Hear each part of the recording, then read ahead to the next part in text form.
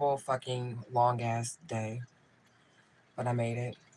But I didn't come here to talk about my horrible fucking long ass day. See 4 zeros on my screen, so it could be a reset of some sort.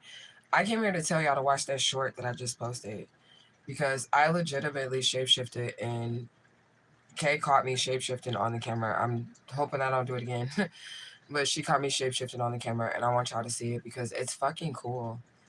Um, but that's probably already the reason why these people be trying to hurt me and shit like that. Um, because of shit like that. Because I've been telling y'all that I be shapeshifting all the time, and I've never caught it on camera.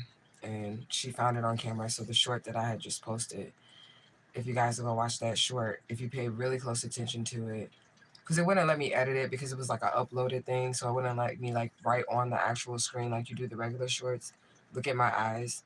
So go back and look at my eyes, y'all. They change colors. It's like they change like golden, and then they go back like this. They go back like this, and it's so super fast that this happens. And I want y'all to see it. I'm not a freak. I don't think I'm a freak of nature or anything like that. But I have been treated like one my whole life, and this is probably why. I've been treated like this my whole life because I've been known to shapeshift. I just never caught that shit on camera. And now we have evidence on camera of that. And I want y'all to check it out. And I want y'all to tell me what y'all think. If y'all think I'm a freak of nature or something. But if you've seen Supercell on Netflix, that's kind of like what it looks like those eyes on Netflix. Now I want to put on some sunglasses or not even show my eyes on camera because I feel like they're gonna switch again or something, and I don't have any control over it. I don't know how to stop it, and I just consulted my spirit team about it. Like the fuck, you know. And they said that it'll probably happen more often, and that there's nothing I can do about it. Because I'm like, am I legitimately shape shifting on this camera? And they're like, yes. So I definitely want y'all to check it out because I feel like that's a really cool little short video that she sent me of myself shape shifting, and I want y'all to tell me what y'all think. You can be like, ew, you're a fucking freak. It's not gonna bother me because I've already been treated shitty my whole life, so it won't bother me.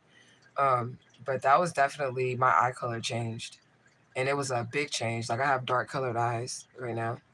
The change in the short is like they look gold. They look golden, and it's the pupil that changes. It's the black part in my eyes, in both eyes, changes in like 2.5 seconds, and you can see it if you go back and watch the short that I just posted.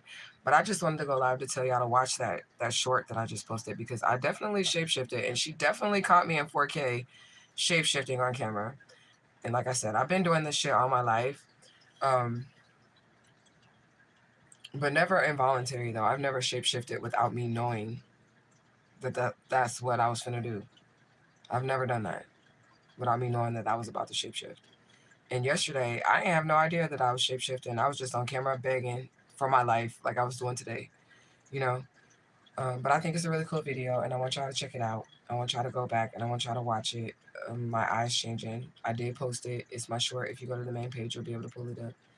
I don't feel any better than I did earlier at all. Hey, hey, hey. Thank you for joining, Miss Empress.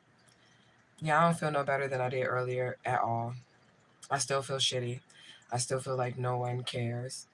And I feel like it's probably, if I don't know, I feel like this might take a violent turn, you guys. I'm just gonna be honest. I really feel like this might take a violent turn, and I might be the person doing the violence, and that's okay with me. Um, because I feel like if they don't listen to me concerning my situation, then I'm probably just gonna go hunt these people down and kill them myself. And I don't care about saying that on the live because there's actual like evidence. Um, there's evidence. You said what happened? Oh, I shapeshifted on camera. That was the original video.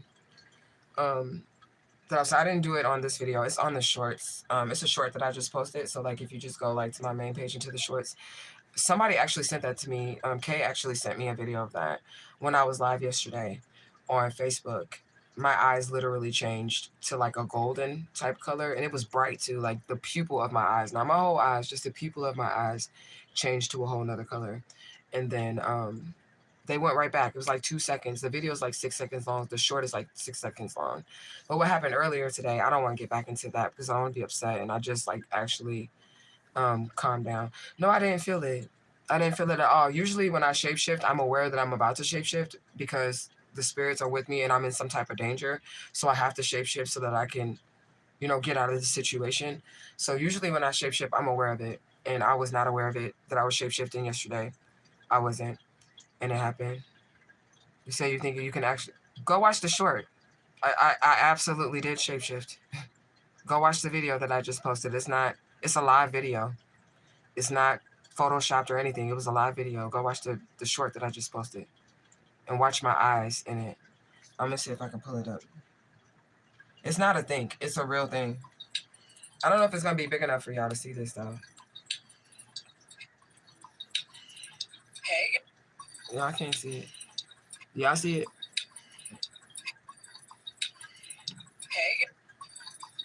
My eyes are like golden, and then they turn back brown. Just go watch directly. Go watch the short directly.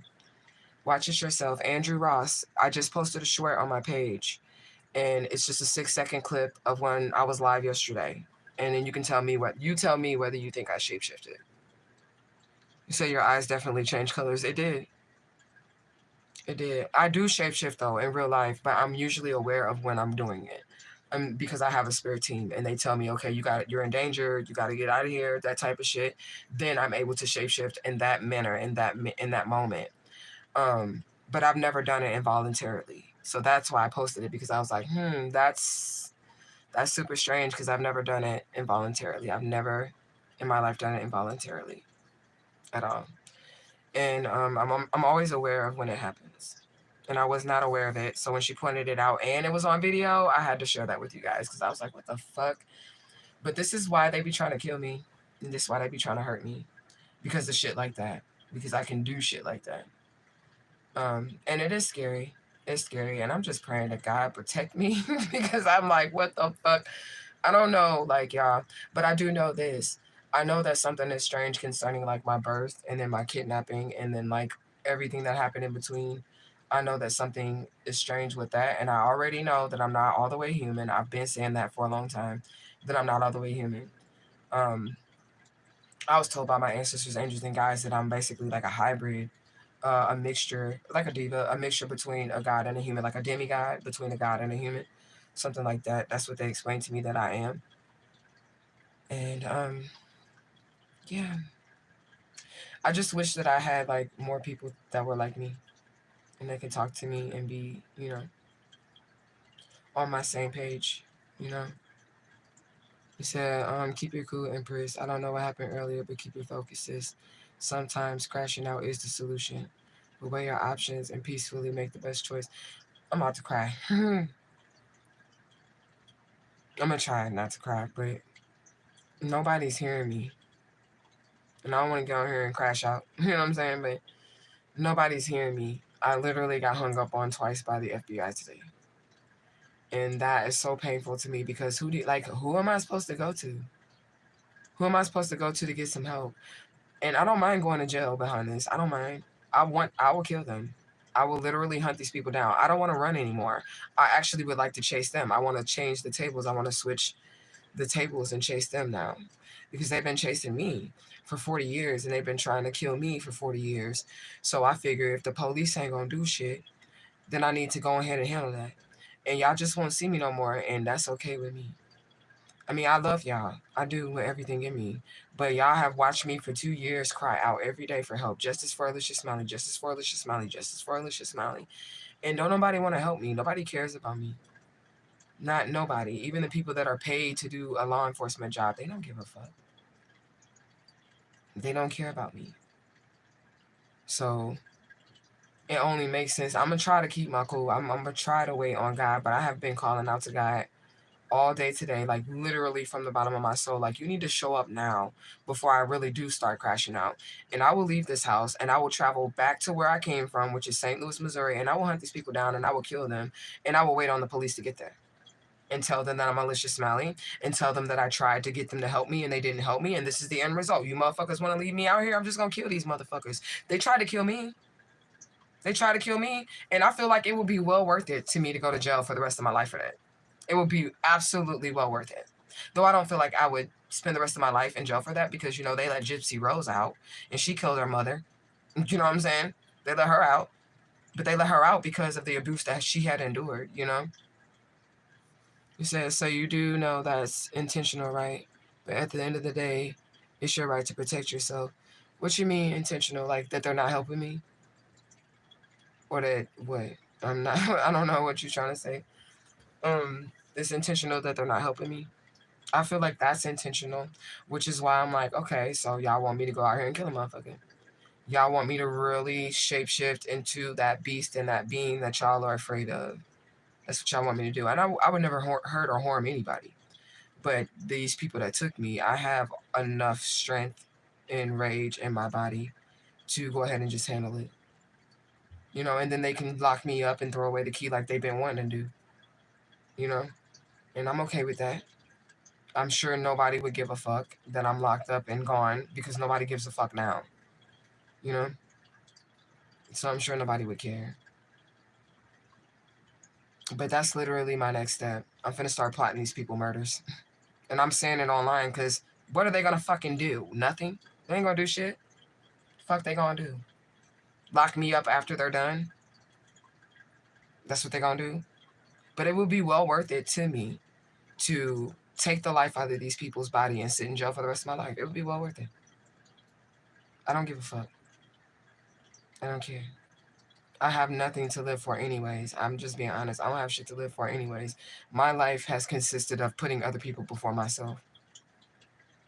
My whole entire life. And I still do it. That's my job. That's what I'm here for. That's what I was created for. To put everybody else's problems above my own. And nobody is taking my problems, you know, and put it above their own. So I guess I would need to like do that myself.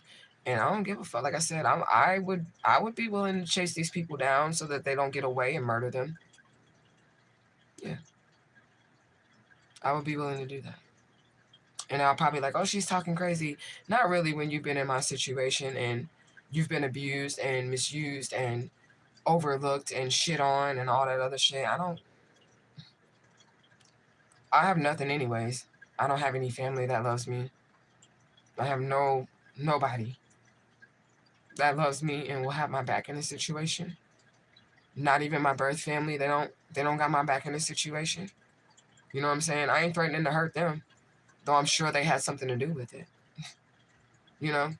I'm not threatening to hurt them. I'm threatening to go kill the motherfuckers that actually tortured me and hurt me. And it's not really a threat because I feel like that's my next move. Because I have evidence and that can be used in court too. Like the courts would have to take into consideration 2 years worth of videos where I'm like, help me, help me, help me. Justice for Alicia Smiley, help me, help me, help me, help me, help me. The court would have to take that into consideration. And then they would have to then look at themselves and see why law enforcement didn't do what they were supposed to do. Right?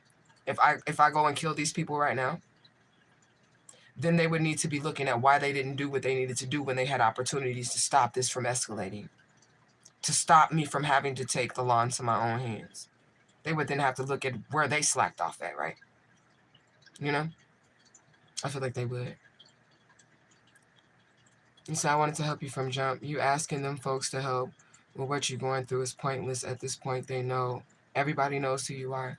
Right, so I should just go knock them off. Like, that's my only other option. So you got me and your daughter. My daughter's grown, and I don't want to really trouble her with this because it's already hard for her too. She's going through this with me. The family that she knew as her family isn't her family either. So all of her cousins on her cousins, all of her peoples on her peoples. Like everybody that was supposed to love her, they're not really her people either. So my daughter is she's experiencing this too. But she's grown, and they took my sons as like prisoners of war, hoping that I would run back to St. Louis and get them. And that ain't happening. You know? So I really don't, I mean, I have you, thank you, but I really don't have anything. My daughter grown. I raised her. I'm sure she probably still needs her mother, even though she's 18 years old, but she is pretty darn, you know, pretty darn put together for, you know, for an 18-year-old to be my child. She can cook whole soul food dinners by herself. I taught her how to pay bills. She'll be all right. She'll be all right. And I believe that within my soul that my child would be all right. But it is strategic that they're not helping me. And if they don't want to help me, they don't have to. You said, how old are my boys? They're 13 and 14. Yeah, 13 and 14. But I don't even know where they are. I don't even know if they're still alive. I have not seen my sons since I found out I was this missing child. I don't know where they are. I know that they're with this family that took me. That's all I know. But I haven't talked to them. I haven't seen them or any of that. And I don't know if I'll ever see them again. So at this point, I really don't have anything to lose because I don't know where they are. I don't know if they're okay. I don't know if they're okay. I don't know if they're eating. I don't know if they're taking baths and brushing their teeth. I don't know where my babies are because they took them from me.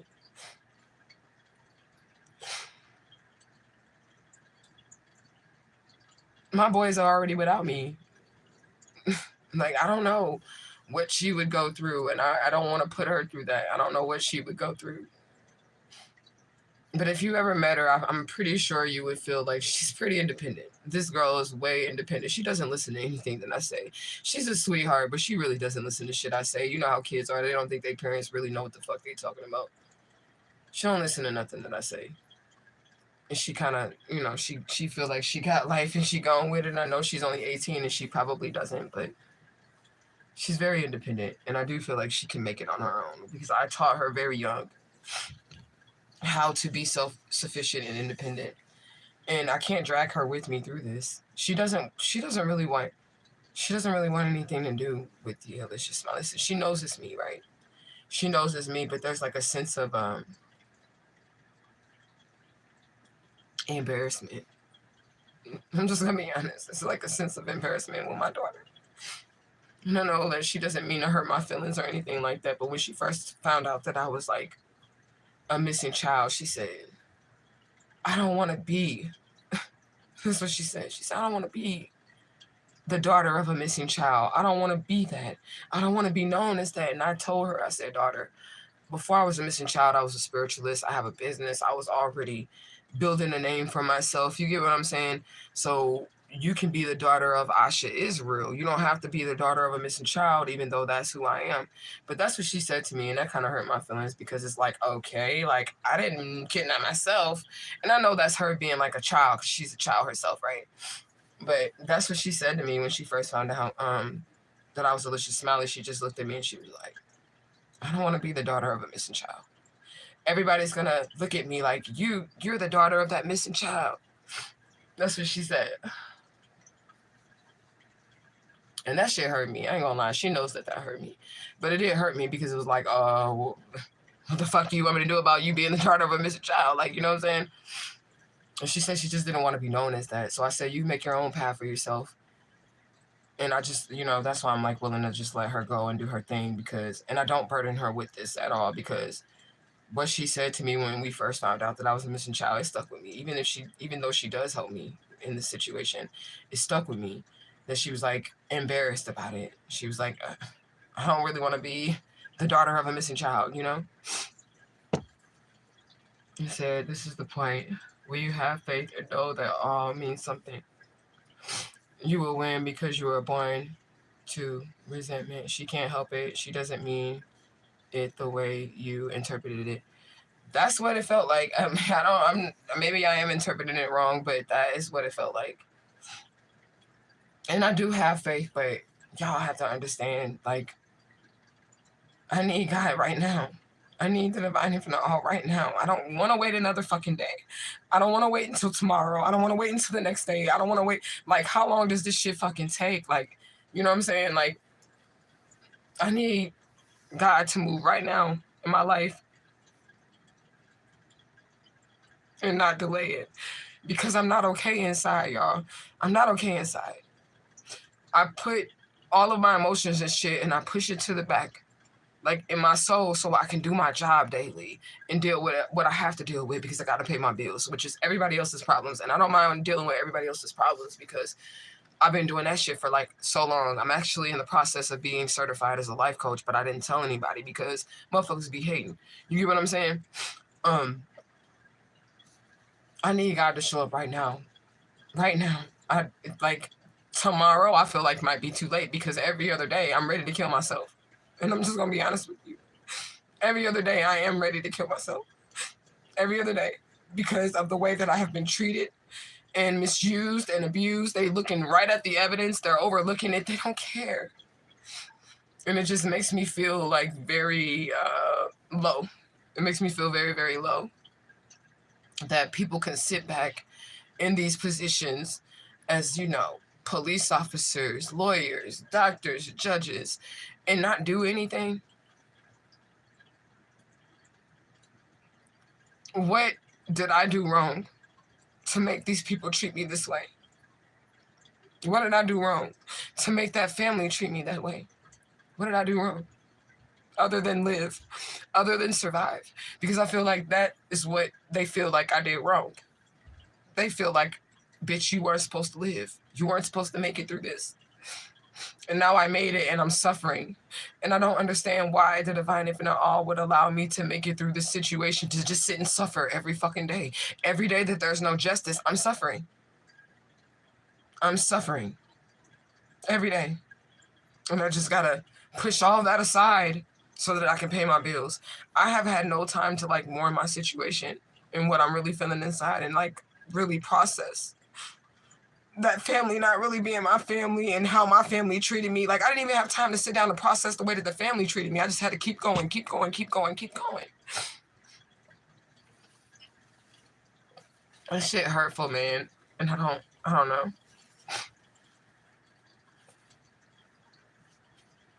I said, I bet you God, they're in the room right now. I guarantee. I've been calling them all day from my soul, asking the divine infinite all to help me, help me, help me, help me, help me.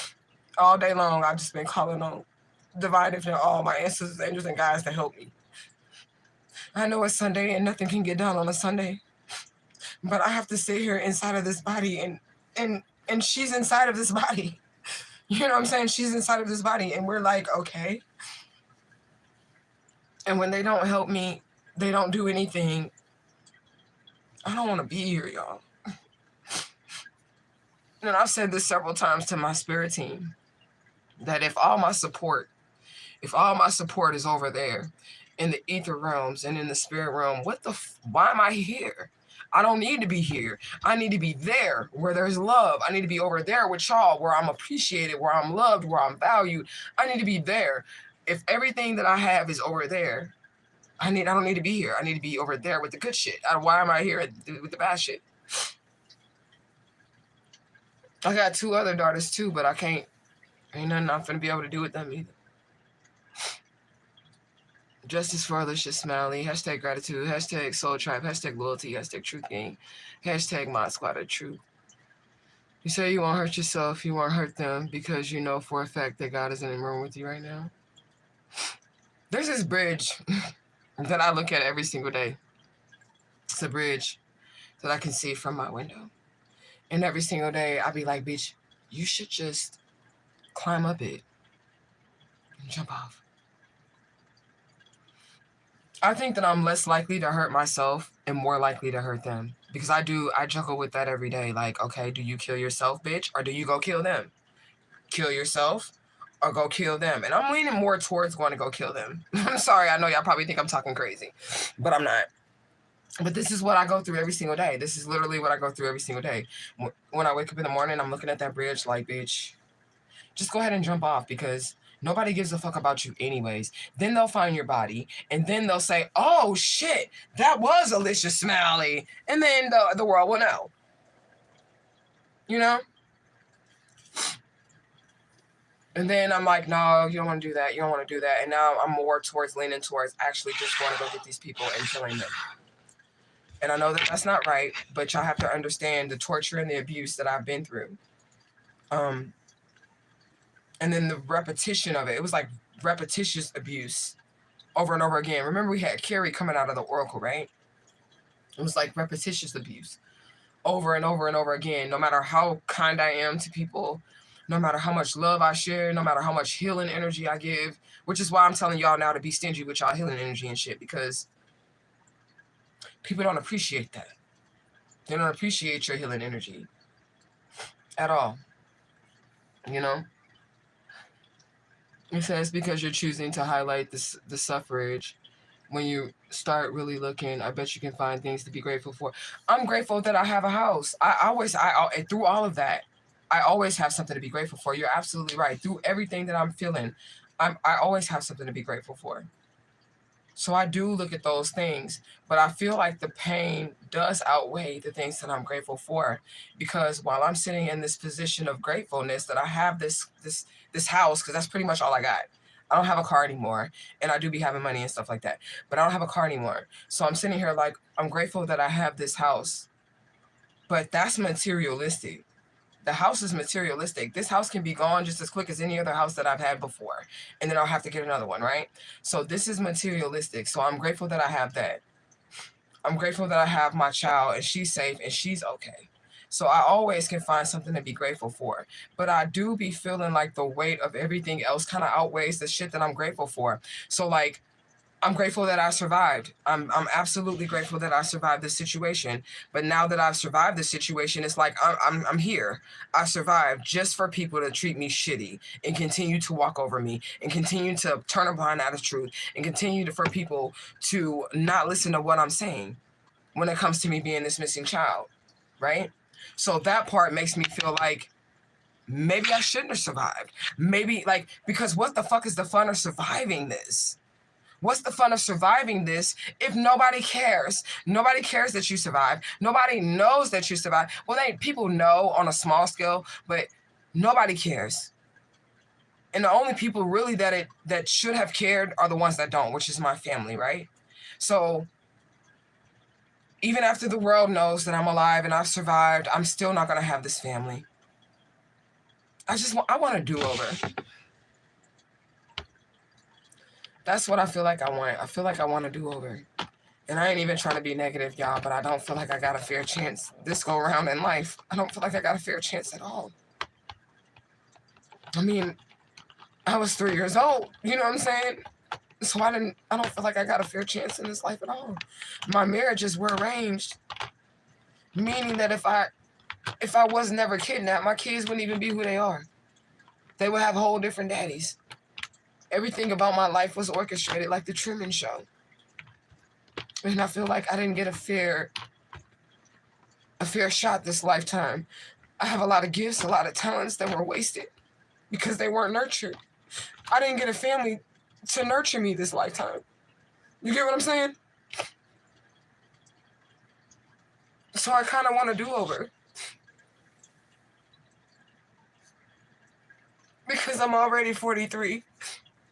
Which means at best I might have another, 40 years left? If that. You get what I'm saying? And I don't feel like I got a fair chance. Nothing that I wanted to do in my life, I got an opportunity to do this lifetime. Nothing. Nothing that I wanted to do this life, I got a fair opportunity to do.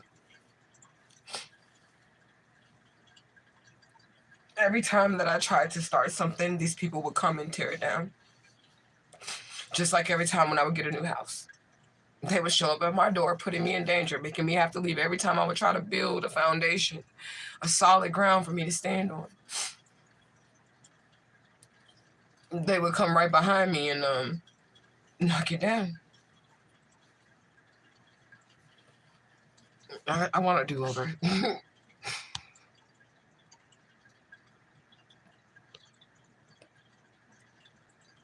You said, the point is to keep fighting in spirit. You said, what's going on this nighttime? Not much. You said, I tried to messenger you to see if it was another Facebook page you were going live on because you ended the YouTube live quick. My Facebook is Madre Omega. You said, your kids, no matter what, you have to be grateful for. They took all my kids away from me, y'all. I'm grateful for them. But they definitely, like, even when I tried to, like, build my family up, like, there was really no reason for that man to come and take my kids. I'm talking about my ex-husband, the preacher. He did that after I found out that I was Alicia Smiley, but that's because he was the hitman that was supposed to take me out and also preach my eulogy at the same damn time, right? But there was no reason for him to disturb my happy home. He wasn't helping. He never bought the kids anything. Like, I'm talking about from birth. I mean, I had them all the way until they were 12 and 13 years old by themselves. Their daddy never bought them a diaper, a wet wipe, a nothing. And then all of a sudden shows up at my door with false documentation, court orders, false court orders. Because remember, these people they're law enforcement, so they can print that shit up at their will, right? And then just takes my sons from me. There was no reason for him to come in and disrupt my household. I've never been away from my sons. This is the longest I've ever been away from my sons. And there was just no reason for it. I was taking care of them, feeding them, clothing them all on my own. I didn't file child support on him. I didn't ask him for anything to help me with the kids. He just showed up and took them because he seen that I was happy without him. He didn't like that I was happy without him, so he was like, "Oh, I gotta fuck your household up." That's what they do. The moment that they find out that I'm happy, that's just why I was like, "I'll just go kill him," because I'm not gonna be happy. I'm not gonna be happy if they're still out here existing. And I'm gonna tell you something: the longer that these people are out here free, the more time they have to try to find me again and do it again. Which is why I'm like, I'm just gonna kill them. I'm going to have to just kill them because how am I going to have peace? They're going to keep doing this over and over again. You just got here, Empress. I think you just got here. But if you go back on my channel, Truth Gang has been here for quite a while. They have seen this family literally make me leave out of house after house after house. And I mean, no plan, no packing, none of that shit. I mean, having to leave in the middle of the night. At least 3 houses. Truth Gang has seen me do that because every time they show up or pop up around me and I don't want them around me and I'm in my own house paying my own bills and they have no reason or right to come over my house or any of that shit, they pop up out of nowhere. I know I can get a witness in this comment section that I'm telling the truth. So they're going to keep on hunting me down. They're going to keep on trying to stop and block me unless they are stopped or blocked. Which is why I want them to go to jail, so I can just move forward with my life and just keep going forward. There's no way I'm going to be able to do that. They're going to find me. They're going to try to hurt me. They're going to try to harm me. They're going to try to destroy anything that I ever put my hand to. Anything, any foundation that they feel like I have a grip on, they're going to try to destroy it. And I'm tired, so I was like, I should just kill these motherfuckers. I'm going to keep saying it because that's where my mind is. And if it happens for real, the courts will have to take, they're going to have to take the social media shit into consideration. They're going to have to take 2 years worth of videos where I'm like, help me, help me, help me. Justice for Alicia Smiley, justice for Alicia Smiley, justice for Alicia Smiley. And then y'all going to see me on the TV with my hands cuffed like this. And they're going to be like, oh, she mass murdered them. And I'm going to be like, damn right. Damn right. I mass murdered they ass. That's going to be the headline on the news. And it ain't gonna be shit, but it's gonna be law enforcement's fault that this happens. If this happens, it's gonna be their fault that this happens. And why would it be their fault that this happens? Because y'all are watching me every day cry out for help, and nobody ain't doing shit. Nobody ain't doing shit.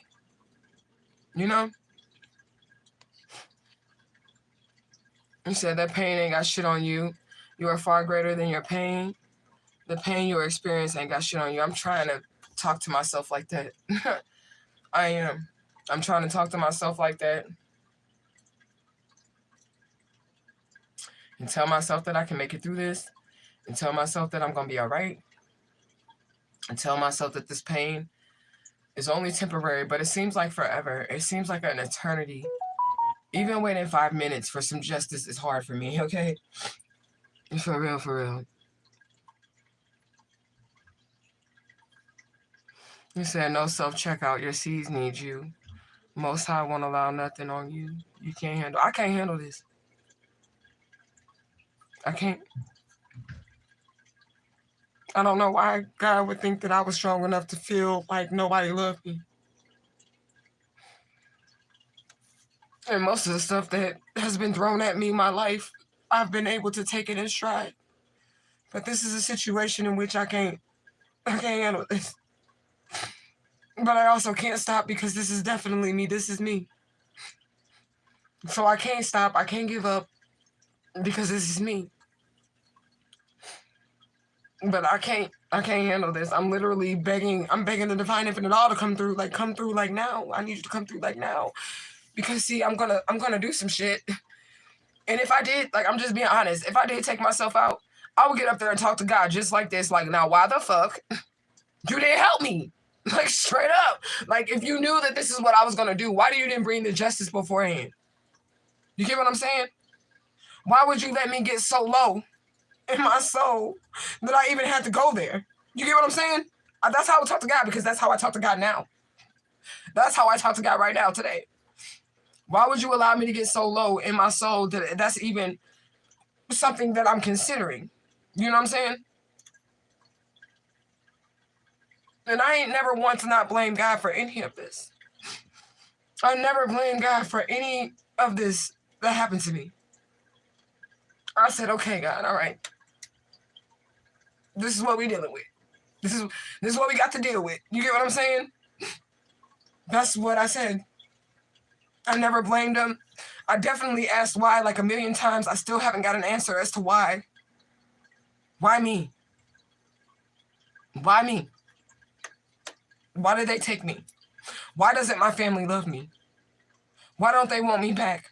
Why would they turn me back over to the kidnappers? I got a lot of whys I have no answers to. And I'm sad about that shit too, because I can't never have them. Even after the truth comes out, everything comes out. We can't never have a relationship. And my daughter was already telling me, like, your first impression is everything. Like, I was talking to my daughter earlier. She don't want to be around them people neither. She said, because of the way that they treated us the first time, we know we cannot trust them. And my daughter is absolutely right. But that's still, now I got to heal from that. Because now I know that I can't never have him. You know what I'm saying? And said, fuck who you care.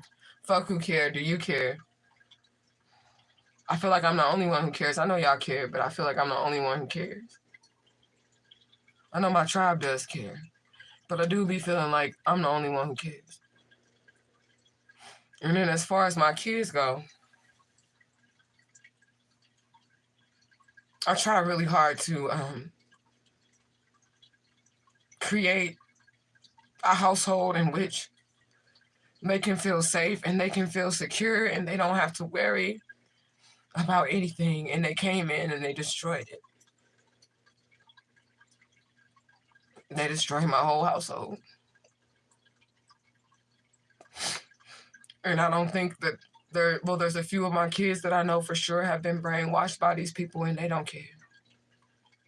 They know their mother is delicious, Smiley, though. But they were brainwashed. And I'm trying to care. I feel like I'm the only one who cares. I'm trying to care. And even with my 18-year-old, like I said, she really don't be trying to get on into this shit, like the delicious Smiley shit. The reason why y'all haven't been seeing her on this channel as the Mod Squad manager, because she is the Mod Squad of Truth manager. The reason why y'all haven't seen her is because this shit heavy for her. And I don't want to make her have to deal with this. I don't want her to be traumatized. I try to provide like the best childhood for them as I possibly could.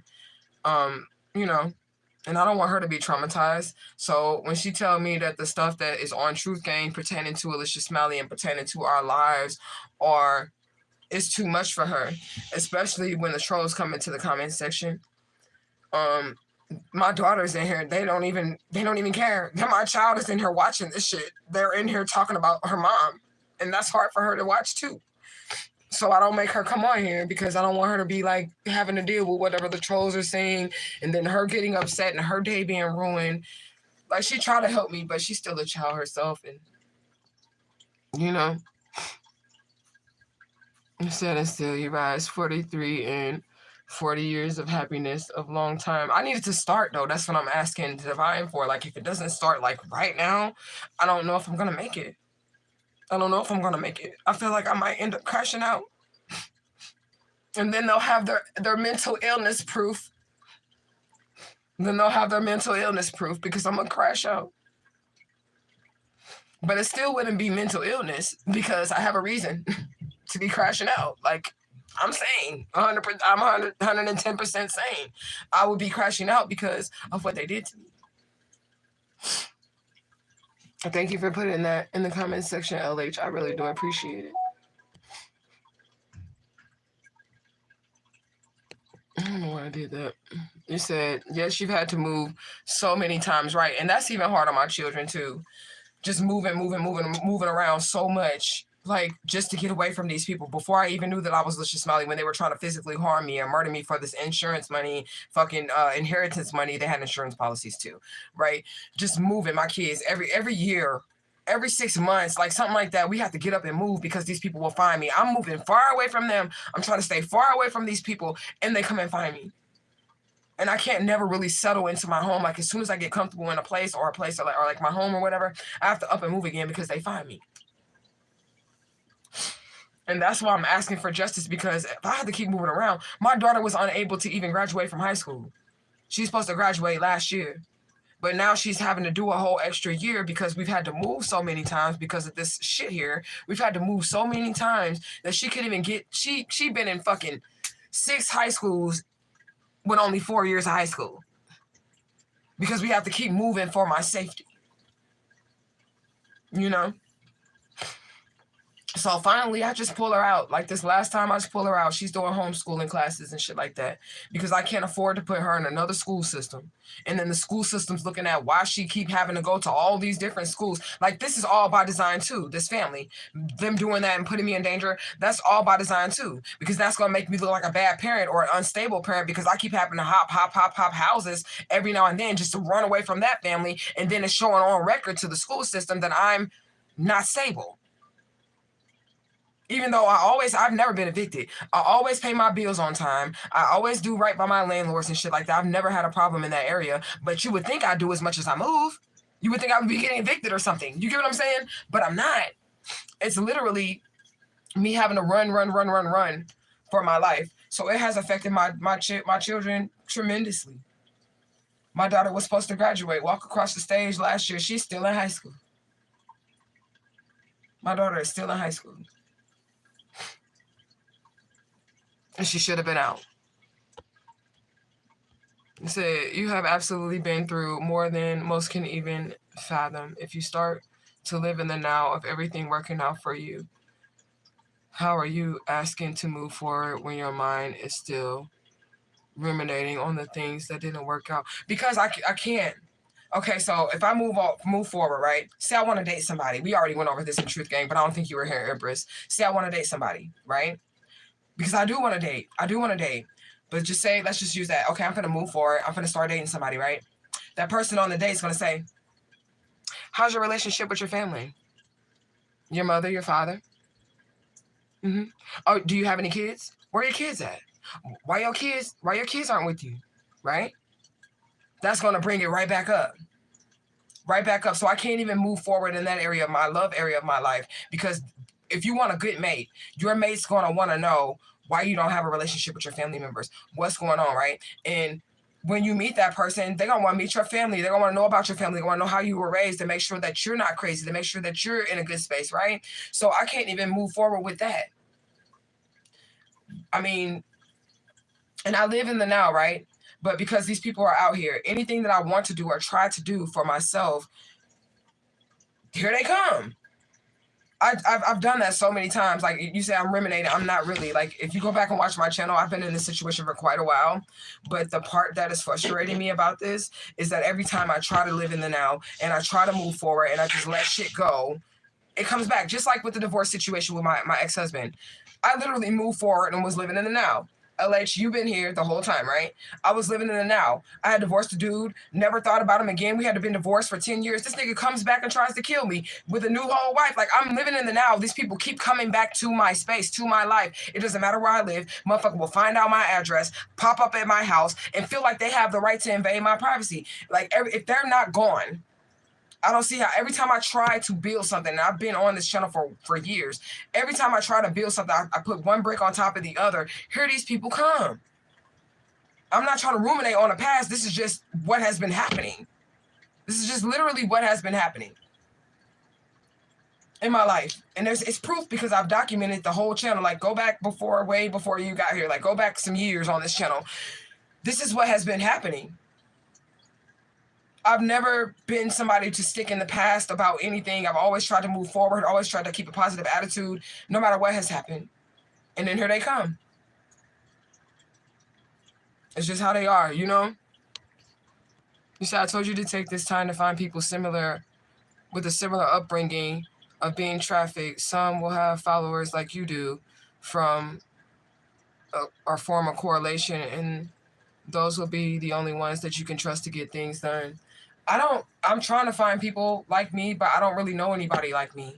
I know Tavish Sutton, but he don't even know he Tavish Sutton, which he is going to know because I'm about to tell his ass, because what the fuck do I have to lose? I was trying to protect him and make sure that he didn't end up in a situation like I'm in, having to run for his life and all that other shit. But at this point, fuck it. Fuck it.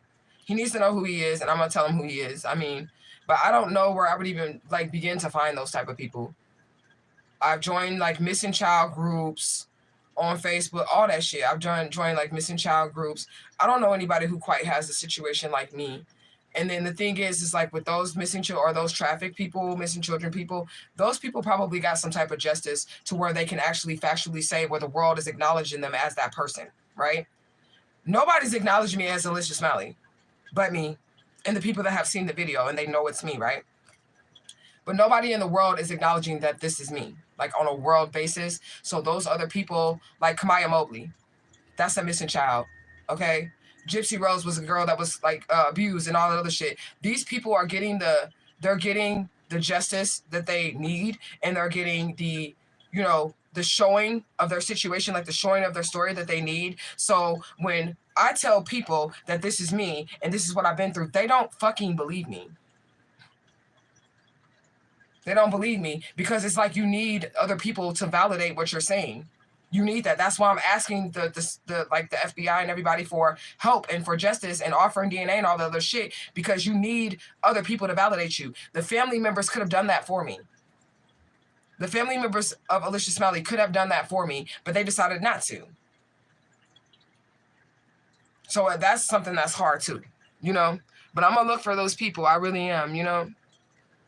So if you take this year to recruit or assemble an anti-trafficking team with Truth Gang, the individuals you come across with the same battle, and time to expand the tribe in that direction. I don't know where I'm going to find these people at, but I will definitely, I'm going to try. There's nothing that I wouldn't try in this situation. But I don't know where I would find these people at. I tried Facebook groups. Facebook groups suck. Facebook groups suck. Local groups, I can tell them like what I'm dealing with, what I'm going through, what's happening with me. Every time I tell anybody any of this shit, they don't know what to do. Like I've been telling people, I'm a form a group. We're gonna try to form a group, but y'all gotta help me find these people. Maybe y'all know who these people are. Who are these people that have experienced what I experienced? Because I don't know them and I don't know who they are. But anybody that I tell my situation, they don't know what the fuck to do. They don't know what the fuck to do. They don't know how to handle it. They don't know which way to go with it. I can't find anybody else that's like me. You get what I'm saying? I can't find nobody else that's like me, because every other missing child gets validated by the missing and exploited children, by somebody. Somebody's going to validate that that child is who they say they are. Even without all the info, like y'all have seen missing children get validated with way less information than what I have in my situation, right? Right. So I have like physical, solid evidence of everything that I'm saying. And then these children don't have any of that shit, and they get validated way before I get validated. And quicker than I get validated. They don't even need to. No, y'all have never seen a missing child put in the footwork that I've put in for their own self. Have y'all? Have y'all ever seen a missing child that has had to put in the footwork for themselves? Because I haven't, okay? I haven't. You said stop speaking crash out over yourself. I'm going to try not to. I don't know.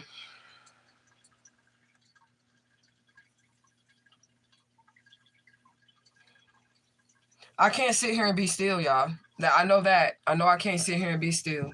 And I'm sorry. I'm not trying to be low vibrational or any of that.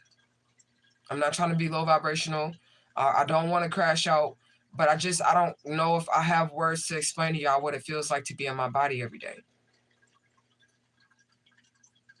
I don't know how to explain that to y'all. I don't know how to explain to y'all what it feels like to feel the way that I feel. Like I be wanting to rip my skin off my body. Like I just want to just rip that's what I want to do.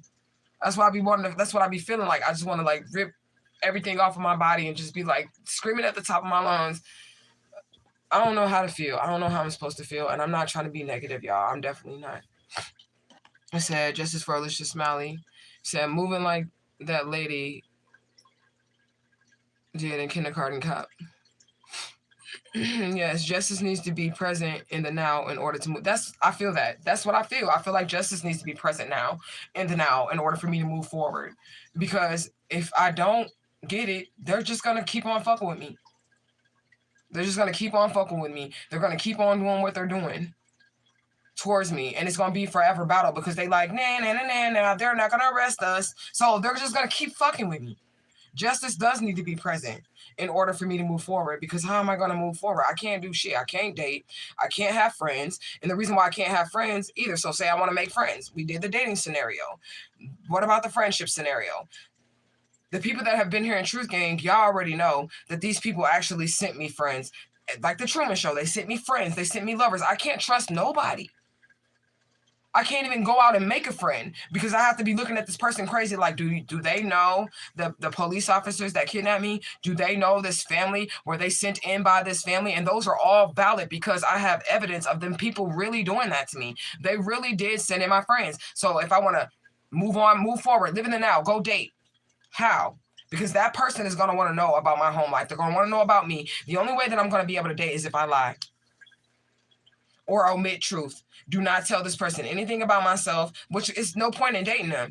There's no point in dating them because I'm going to have to hide so much about myself just to date them so I can live in the present and not bring up Alicia Smiley and all that other shit, right? I'm going to have to hide all that shit about them. I mean, about myself just to get a date or date these people. Without them knowing what's going on in my situation. I would have to suppress all that. With the friends, I can't have no friends because I can't trust anybody because they paid people to be my friends. They be my lovers and even have kids with me. They paid these people to do this. So I don't know how we'll move forward. I don't know.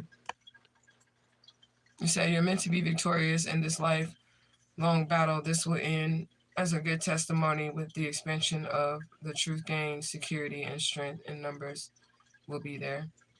That's a good vision to have. And I'm going to hold on to that vision. I'm going to hold on to the vision that you have. I'm going to try my best to hold on to that vision. Because I'm going to be honest with you, some days I wake up and I can't see my way out of this. I can't see it. And that's when I'll be looking at that bridge like, just jump off of it, bitch. It's not even that far of a walk. Like, you can walk to that bridge in a good about 15 minutes.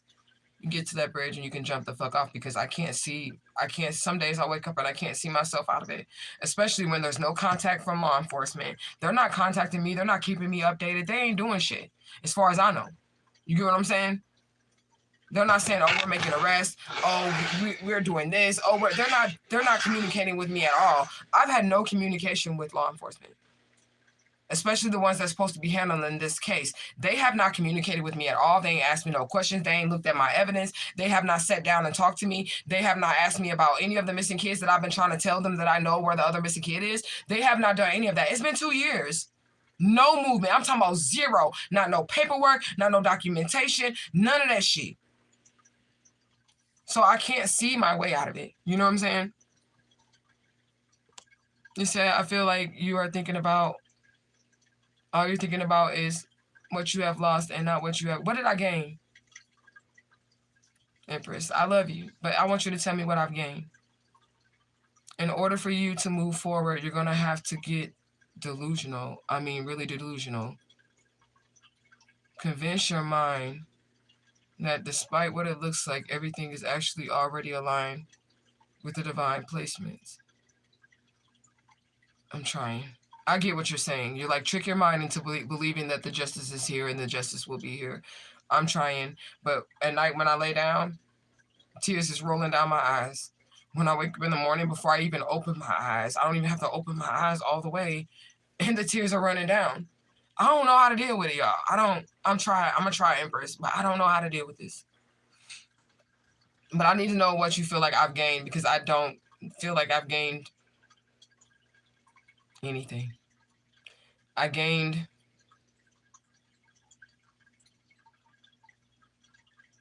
a relationship with the divine, which I would rather have on the other side with them, because they're over here, it really doesn't mean shit. I mean, it means something over here, but it doesn't. It's not moving the humans. It's not making them do what I need them to do so that I can get justice. You get what I'm saying? But I don't really see what I gained out of this. I gained to live another day. And while I'm living this other day, I'm sitting here suffering. That's what I feel like. Every day I'm suffering. And I'm not trying to be negative, but that's what I feel like, honestly. That is what I feel like, you know? Start moving like you winning. That's what I've been doing. That's what I've been doing. That's why I work every day. That's why I pay my bills on time. That's why I get up every day and, you know, brush my teeth, wash my face, you know, take care of my animals and shit like that. That's what I've been doing. But that's even still hard. It's even still hard. You know, you say you have to search all the social medias to do this, even look on YouTube and find people with similar, not exactly the same, and might have had triumph quickly, but would still help you. Can you call on your Geechee ancestors and really cry out to them, and they will send you help? I feel like they already are sitting here with me, like you said, and they're just kind of looking at me or something. I don't know, because, like, what the fuck?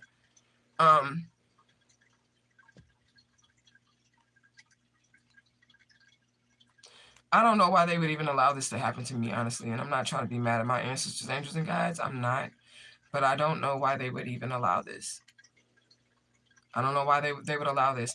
I don't know why they would even bring this to my attention if this was going to be a long road. Well, I know why they would bring it to my attention. They had to bring it to my attention right then and there because the people were trying to kill me. And if I didn't know, then I would have kept trying to forgive these people as my family members. I would have been like, oh, these are my families. And I would have ended up dead because I was thinking, oh, these are my family members, even though they tried to set me up, even though they tried to do this, even though they tried to do that. So I get why they told me that I'm this missing child. But I guess, I don't know if I would rather not known if it was going to take years for me to get justice.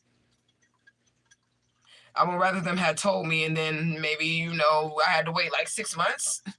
If that, maybe that, you know, that would have been okay for me to have to wait like maybe 6 months after they told me that I was Alicia Smiley, right? But years, I don't see the point in that other than to sit here and battle for my fucking sanity every day. You know what I'm saying? I'll call on them and I ask them to help me, though. I do right now ask them to help me. If they will help me. And it's not that I don't believe in my ancestors, because y'all know I trust my ancestors. I believe in my ancestors. But I don't like their timing. I don't, they know how I feel, and I don't want y'all to feel like I'm being disrespectful to them, because I'm not. I have a serious problem with their timing. A serious problem with their fucking timing. Because I feel like I can't wait anymore. I feel like if I have to wait one more day, one more hour, one more minute, one more second, I'm gonna lose it. That's how I feel. And I was already tired immediately after finding this out. I was already tired and didn't want to do this no more. But I have a choice because it's me, so you know what I'm saying? I don't have a choice but to keep going because it is me. I am Alicia Smiley. You know? So I would try and reach out every time I find a person. I would really appreciate that. You said moving forward requires the justice, the safety, and protection to be rendered in the now. I believe that. That's what's causing the disharmony. It requires patience, which is a immense challenge. And I feel like I've been patient. 2 years is a long time. 40 years is a long time. Now, if I would have knew like 40 years ago and I had to wait 40 years, I would have already off myself. I'm just going to be honest, because right now it's been 2 years going on 3 years and I'm about right there. I'm like, you know what? I don't have time, but I'm more so, like I said, more so leaning against not hurting myself, but then going to go hurt these people, because I feel like if I can't get no physical justice, I mean, no three-dimensional justice, then I'm going to go ahead and take my street justice and I'll serve the time. I don't give a fuck. I'm definitely going to do the crime, so I'll serve the time. And that's not me speaking crash out over myself. I don't want you to feel like I'm speaking crash out over myself. I don't know if people can feel what other people are feeling in certain situations unless you're in that situation. I don't feel like I'm getting anywhere, you guys. So that's the issue for me, because I don't feel like I'm getting anywhere. Because Let's just think about it, guys. It's literally been 2 years. And I want y'all to think about the evidence that I have, y'all. Think about the evidence that I have. That's some solid ass evidence that can hold up in court.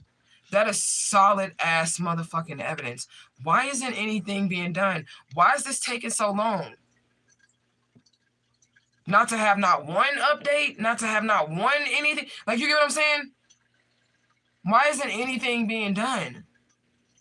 Maybe I would have a little bit more patience in the situation if I knew that people were working to rectify the situation. Maybe it would help me hold on a little bit longer. But when you feel like you're just by yourself, and I know that Truth Gang is here, right? Truth Gang is here, but let's just keep it real. Y'all is regular people, right? Y'all are regular people, right?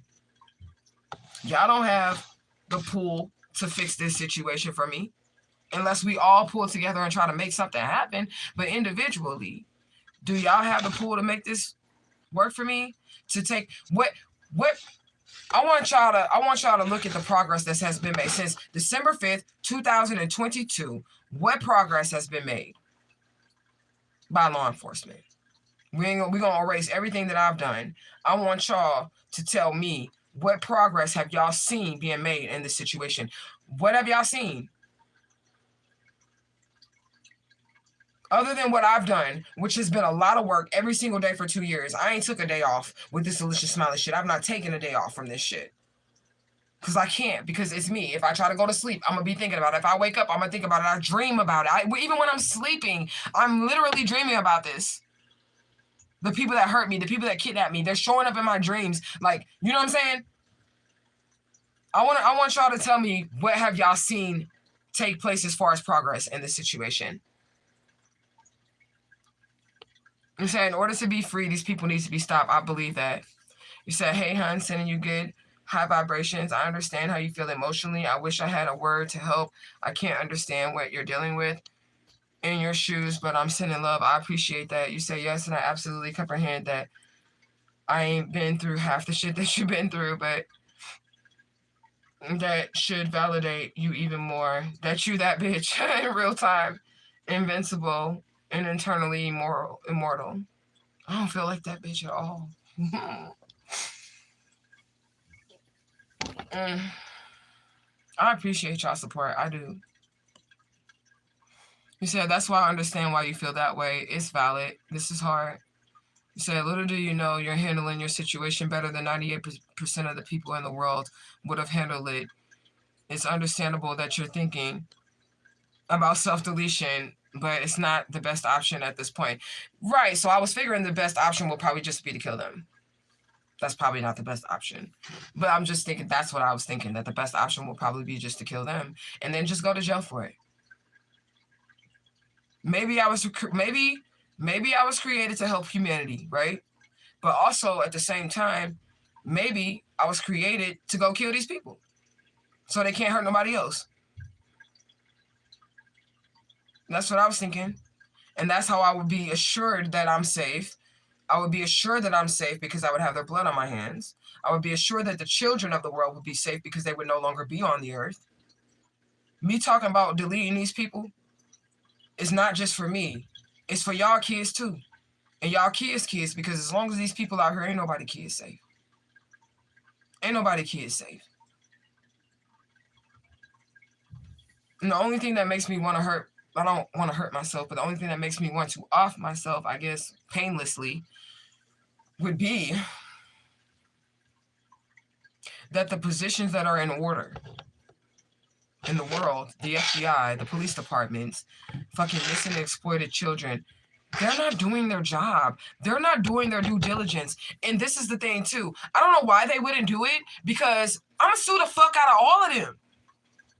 I would have a right to sue the fuck out of the missing and exploited children, to get a lawsuit against the FBI. They hung up on me twice today. They hung up on me twice. So wouldn't I be able to sue them too? Like, I don't understand. I don't like to bring race into shit either. But I do feel like it's because I'm black. Because why else wouldn't they help me? Other than the fact that y'all the ones who kidnapped me, why else would y'all not help me? Is it because I didn't die and I grew up and I'm an adult now and you're like, get over it? Why am I not getting the same, like, I need a civil rights lawyer because I'm definitely not getting the same rights as a regular human being, am I? I'm not. If a regular, first of all, a regular person can go to the police and I can't. So that's already one violation too, right? If a regular person goes to the police, they can file a report, they can get documentation of what's going on in their life. I can't do that because the police are the ones who took me. So automatically my human rights are being violated. I don't have the same human rights as everybody else. I don't. Anybody can identify someone on a composite sketch. Anybody can identify a missing child. I did both. Nobody listened. My human rights are being violated. You can go in there and say, I know who's on that composite sketch. You could take my auntie picture in there and not say that it's not your auntie. You don't know this person personally, but you feel like you want to identify this person on the composite sketch. I'll give you the picture. I'll give you the composite sketch. I'll give you the picture of my auntie. They're going to listen to you more than they listen to me because I'm the one who's saying that they did something to me. Why is there nothing being done is what I need to know, you know? You said next lifetime. I said, feel through your emotions no matter how hard.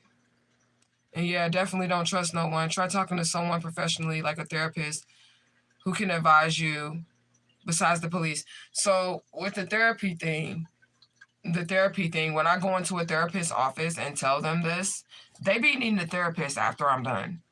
The therapist be needing a therapist after I'm done telling them everything. Because see, they've never heard anything like this. They've never dealt with anything like this. They may have dealt with child abductions. They may have dealt with people that have been sex trafficked, but they've never dealt with somebody coming in their office and telling them that law enforcement is the way. I mean, it's the person that did that shit to them, or the police is the ones who did that shit to them. Nobody wants to believe that the police would do shit like this because those are the ones you're supposed to be able to love and protect and call on in your time of need. So especially like, and then you got to be real careful with therapists and shit like that.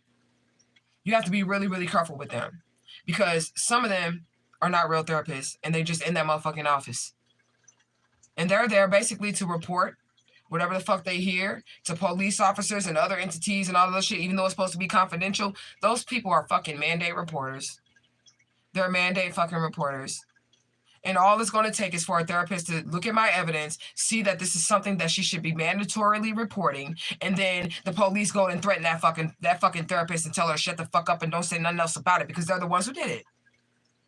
And that therapist is going to be like, I need my job. I need my livelihood. I don't need the police fucking with me.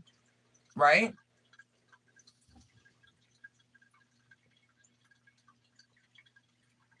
You said just look at it like the work you're doing now is saving Alicia from ever being kidnapped. I mean, I'm trying. They already didn't kidnap my kids and all type of shit. They took my motherfucking kids.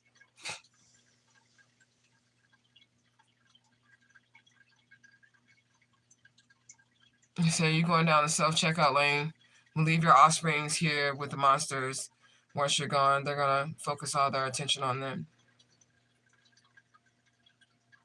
I don't want to do that. And my daughter already told me, like, she's not going to do that because she's grown. My sons, it ain't nothing I can do. There's literally nothing I can do for my sons. That's why I let them take them. He has some false court documentation saying that he had custody of them. And if I tried to, like, I told the officers, I was like, I never went to court for custody of my kids. We never went to court for this. This is not real. And they were like, oh, well, we have to go with what the paperwork is saying anyways. Like, or if I tried to fight them, I was going to go to jail. So I can't help my sons. I cannot help them. My twins, I can't help them neither. For one, they grown. My twins is grown. And then one of my oldest one, she got brainwashed by this family, and she actually participated in my murder plot. She decided that my ex-husband, even though we have been divorced for years and she's in her right mind, and I told her, I don't want you calling him daddy because we got divorced when you were like a fucking child still. You weren't even a teenager. We got a divorce when she was like still a child. He didn't take care of the kids that I had with him. And we never lived in a house with them for her to be calling him daddy. Right? So my oldest daughter decided that she was going to join forces with the new wife, the third wife, And the dude that I married as her father, she's like, oh, that's my daddy. That's my daddy. Even though we had been divorced for 10 years. And I don't know why. She was still, well, I know why. Because the kidnapper mother was still having him come around, even though I wasn't there. And we were divorced. And he had remarried and all of this shit. She was still letting him come around and letting him be their dad, even though I had asked her not to do that. That's how another reason why I knew that wasn't my mother, because I was like, hold up.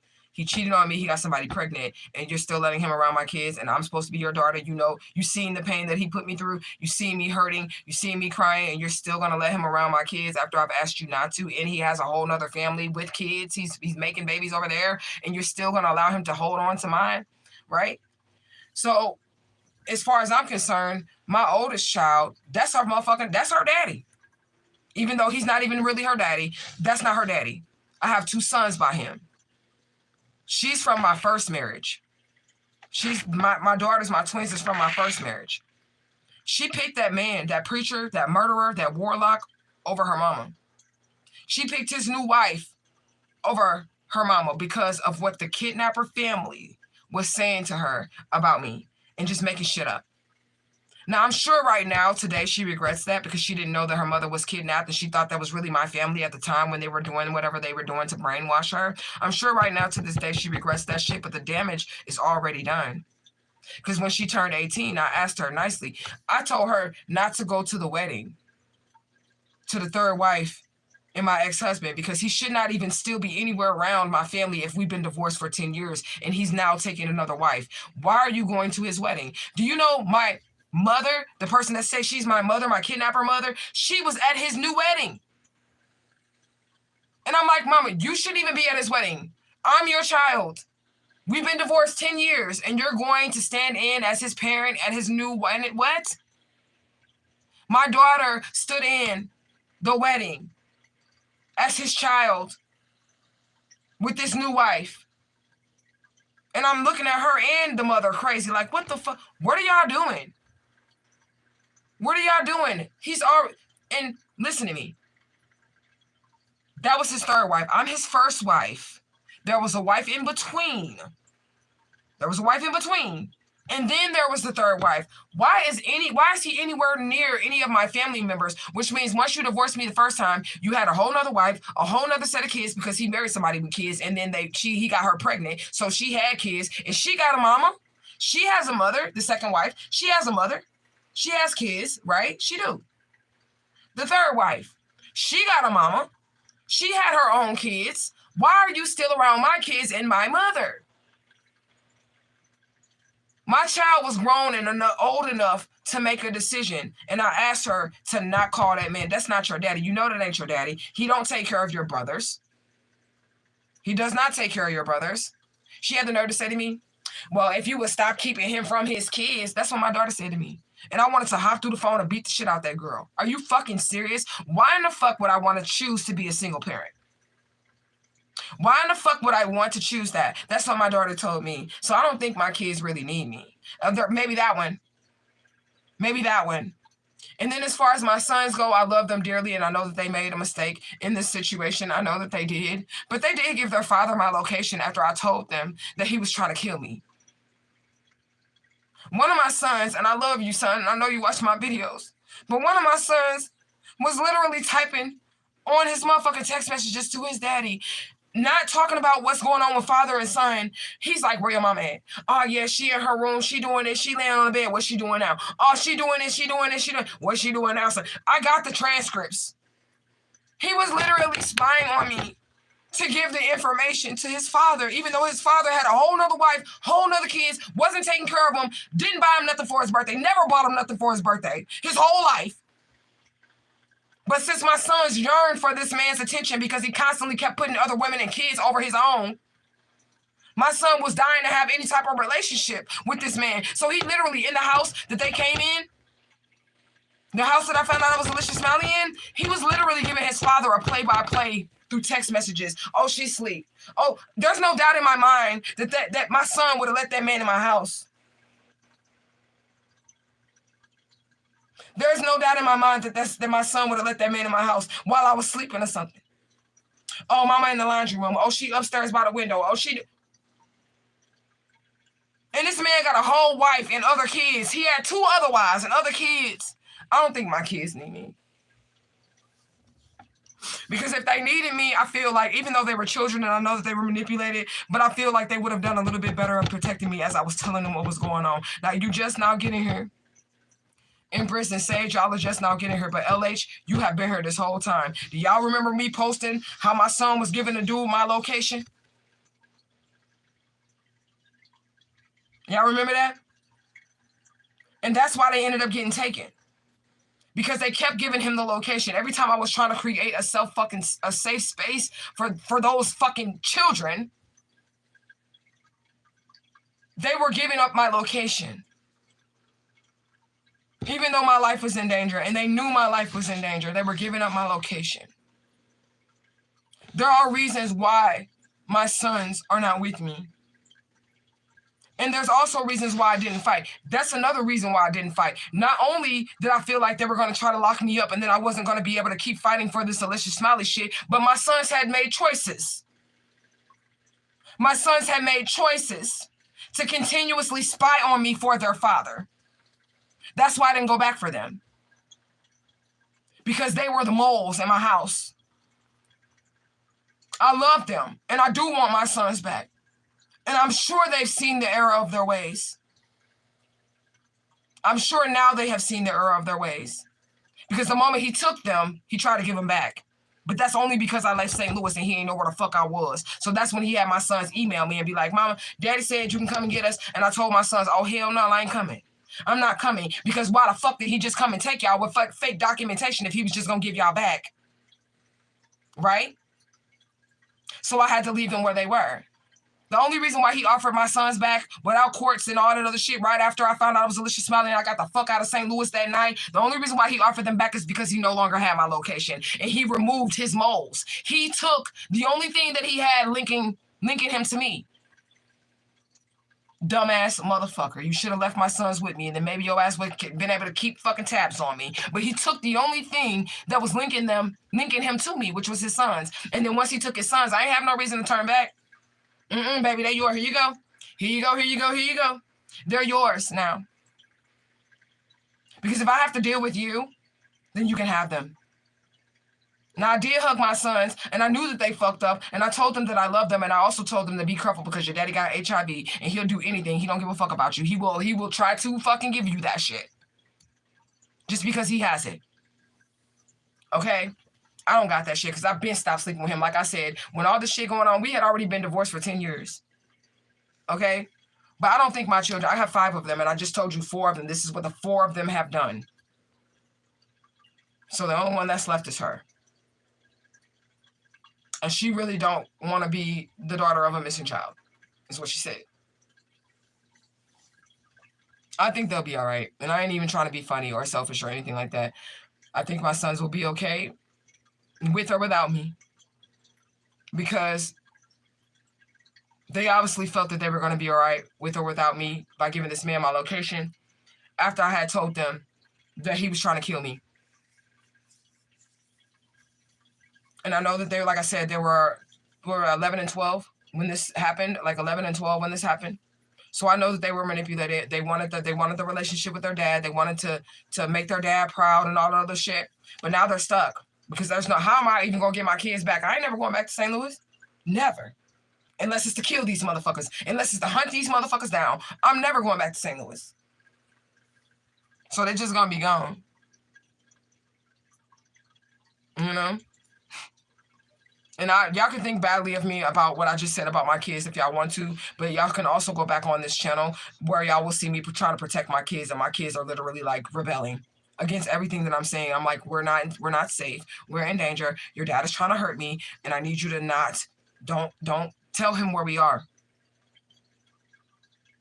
And I told my sons, I said, look, if you keep telling your daddy where we are, I'm going to have to leave you with your father.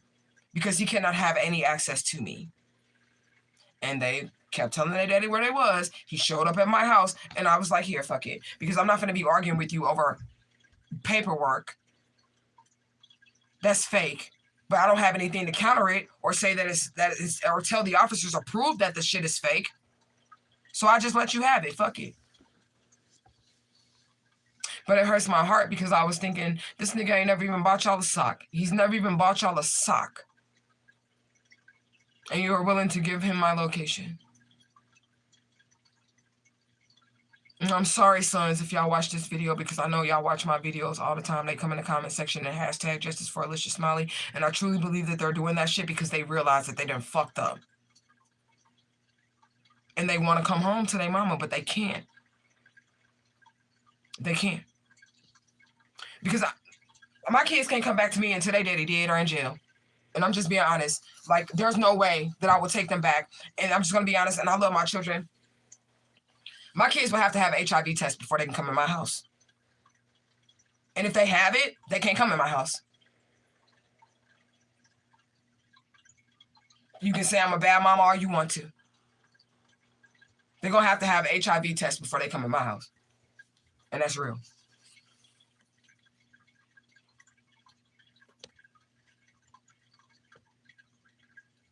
So they allowed it as a test. You're using them. It's like summoning justice. What about the other powers you have within? My powers usually don't activate until like I'm in danger. Like I can't just like, you know, I can't do that. Like they don't usually activate unless like I'm in danger. And then when that happens, it's involuntary. You know what I'm saying? So it's like involuntary. The powers that I have, it happens when I'm like my body's going on defense mode or something like that. And it's involuntary. The powers that I be having. So I'm here. I shared your hashtag and elaborated on your story on my reading. Ashe. Say, hey, Truth Gang family. Exactly, I understand, as I'm needing help in my case of your family of narcs. You said I know 2 YouTubers that can help. One you'll have to reach out to on your own. The other, I'm in her chat often. Drop their names and I'll reach out to them. I really will. You said gratitude, Sage Mel. Gratitude, gratitude. Not to be insensitive, friend, but you act like we all, and I mean everyone in existence, ain't out here fighting the man. We are literally in a battle against the system. I understand how hard it is to lay low when you're inside screaming. I mean, I ain't trying to act like y'all ain't experiencing it neither. I mean, I know y'all are going through it too. So I don't want y'all to think that either, that I'm not experiencing. I mean, that I'm not considering that you guys are experiencing the same thing too. That's why I get on here every day and try to help y'all get through y'all situations with my messages, my oracle and shit like that, so y'all can have y'all eyes open in the spirit realm and the physical realm, because I know y'all going through stuff too. So I'm definitely not acting as if y'all aren't experiencing fighting the man as well, you know? But it is different levels to the shit. You know what I'm saying? It is definitely different levels to the shit. And so I don't think I've seen you in this chat, but I'm quite new, although I feel for some reason, just by reading your name. I told you there's moles in every agency connected to human trafficking, CPS, churches, schools, truckers, etc. There are. You said you a vet truth gang. You are a vet truth gang member. You said it's literally the mothers of the earth against the ones who attempt to destroy. You do understand there is an all-out attack on the divine mother. Yep. You are a divine mother. Yeah. You said, damn, he's a warlock. That dude is a warlock. And the worst part about it is that he preaches in people churches on Sundays. And he'll be sleeping with all the people in the church, even the mothers of the church. He don't give a fuck. That dude was giving pipe to the elders in the church. For real.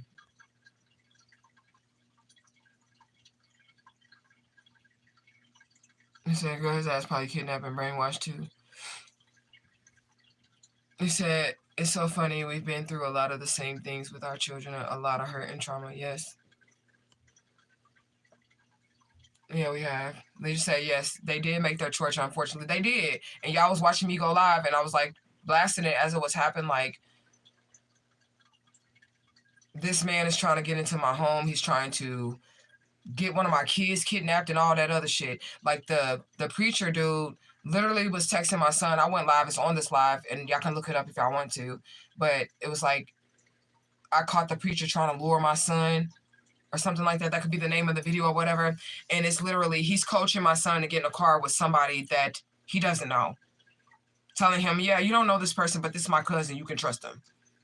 Get in the car with them. Don't tell your mom. Don't tell your mom, but you can trust them. Get in the car with this person. I posted all those messages. This is what the preacher was telling my son. So he was literally finna, he wasn't going to be in the car with him. He was going to send a stranger to my address because my son had given the location. My son was supposed to get in the car with the stranger and not tell me. Now, y'all tell me if y'all think that he was going to give me my kid back. Y'all tell me if y'all think I was ever going to see my child again if he would have gotten in the car. If I didn't catch my son having this conversation with his father, telling him that he's going to send a cousin that my son has never met, does not know, and he will not be showing up himself because he can't show up because he know he ain't supposed to be nowhere near me, right? So he's telling my son he's going to send a complete stranger to him to get him into the car and not to tell me, but basically to act like he finna take the trash out or something and just never come back. This is what his father was telling him to do. Now, he can hate me all he wants to as a mother, but do y'all feel like that's safe for a father to do to their child? To coach them to, if he cared for his child, even if he didn't give a fuck about me, if he cared for his child, why would he want his child to get into a car with somebody he does not know? It's weird, you know? So I feel like my children turned on me too. Sometimes I literally feel like my kids, the ops, unknowingly, because they literally know not what they do. That's possible too, because there's a such thing as, it's called karmic children. And that's what I mean when I say that my kids wouldn't be my kids. You hear what I'm saying? Like, if they didn't kidnap me, my kids would not be my kids because I would not have had the arranged marriages with these guys that were psychopath murderers in disguise as like Christians. You get what I'm saying? Well, my first husband was like a Muslim. That was my first husband. He was like a Muslim. But he converted to Christianity in order to have my hand in marriage because the kidnapper family was not having it. Okay? But he was like a Muslim. He's still crazy. Still crazy. But there's a such thing as karmic children. And it's when you have children with the wrong people. They turn against you. They disrespectful. They out here doing all this crazy shit in the world. It's because you were not supposed to lay with that person and create that child. But you did. So now you got this karmic child. One of my children is even a rape baby. My youngest child is a rape baby from the preacher, drugging me in our home and raping me.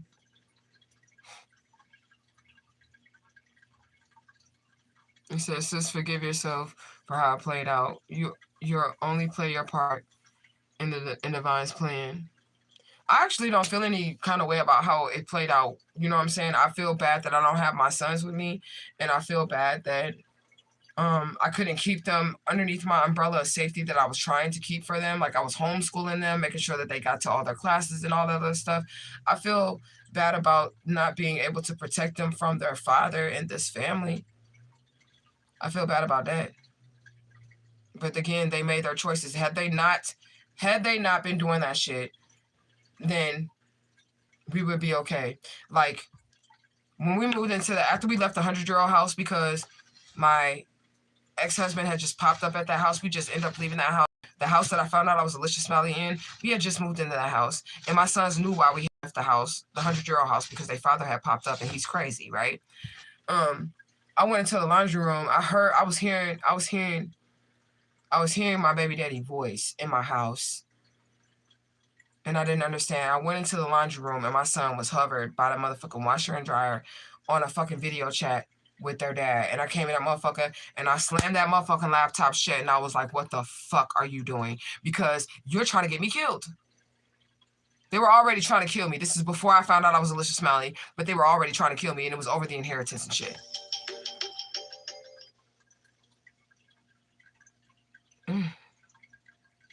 That's what's up. My paycheck just hit. And it's a nice ass paycheck too. And I was waiting on that paycheck because I thought I was getting paid Thursday. I thought I was getting paid Friday. And then yesterday I was just like, fuck it, I'm probably not gonna get paid. But I got paid. And that's a nice ass paycheck. But anyways. You said the children are pawns. They know not what they do. They only betrayed you because they partly have his DNA. That's why I forgive them. And every time they come onto this channel, I'm going to show them love. And I'm going to tell them that I love them. I'm going to tell them that I miss them. I'm going to tell them that it's going to be okay. I'm going to tell them that this is almost over because those are my babies and I love them. And I do want my babies back. I want my sons back because I'm the only one who put any effort into them boys. I'm the only one who put any effort into them boys. I was mama and daddy. He wasn't there when they were crying. He wasn't there for birthdays. He wasn't there when their teeth was falling out. You know how they get the little, you know, the teeth coming in. He wasn't there for any of those things. But yeah, you just pop up when they're all teenagers and all the hard part is already fucking done and take them. You know? You say, boy, the worst feeling in the world is to know that you have procreated with a demon. There it is. Oh yeah. I definitely procreated with a demon. And it was not right. So boy, that's a different kind of hurt. Part of the reason I advocate for all young sis not to have babies. I just told my daughter today, I would like grandchildren, but I don't want her to have any kids. I don't want her to have no kids. I don't want her to bring her children here on earth. Thank you for the gifts. I really appreciate it. I don't want her to bring her children here on earth. Because there's no protection for your children. You're going to have to do that shit yourself. And there's no reason for you to be stressed the fuck out on trying to bring a child into this world and have to deal with the great evil that's here. That's after you, and the evil's after your children too. You get what I'm saying? It's after your children too. So I just told my daughter she don't gotta have no kids. And as a matter of fact, I hope none of my kids have kids, and that way I don't have a reason to come back to Earth. If none of my kids have kids, I cross over, and then when my kids is done with their life, they cross over. We out of here. We made it out of the matrix. We have no residual energy left in Earth, and that's really the game plan. You really don't want to have any residual energy left on the Earth, and that way you can move on to the next dimension of reality. So I hope none of my kids have kids. I wanted to be a grandmother. I did, but I don't want my grandkids here. I don't want them to come here. I don't want them to be fucked with. They're gonna have spiritual gifts and shit. You know?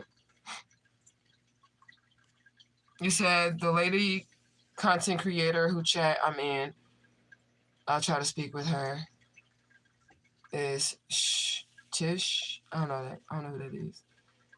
The guy Wretched TV is a good investigative content creator. He solves cases. Tell him your story of the St. Louis Police Department. He wants all the smoke. I will, and that's another thing too that I was hoping for. Like maybe people will try to debunk me. Maybe people will try to debunk me, so that will bring the story. That will bring attention to my story. Y'all ain't nobody tried to debunk me in 2 years. Not one fucking time. All motherfuckers have said is, you're not Alicia Smalley. You're not Alicia Smalley. That ain't you. That ain't you. That's all they've said. But they ain't came with no facts that can debunk the facts that I have. No evidence that can debunk the evidence that I have. I would appreciate it if somebody tried to at least debunk me. At least try to debunk me. Something. Please. I would appreciate it. Because that'll bring attention to my story. You know? But you said, what is it? Ratchet TV. I'm going to write that down.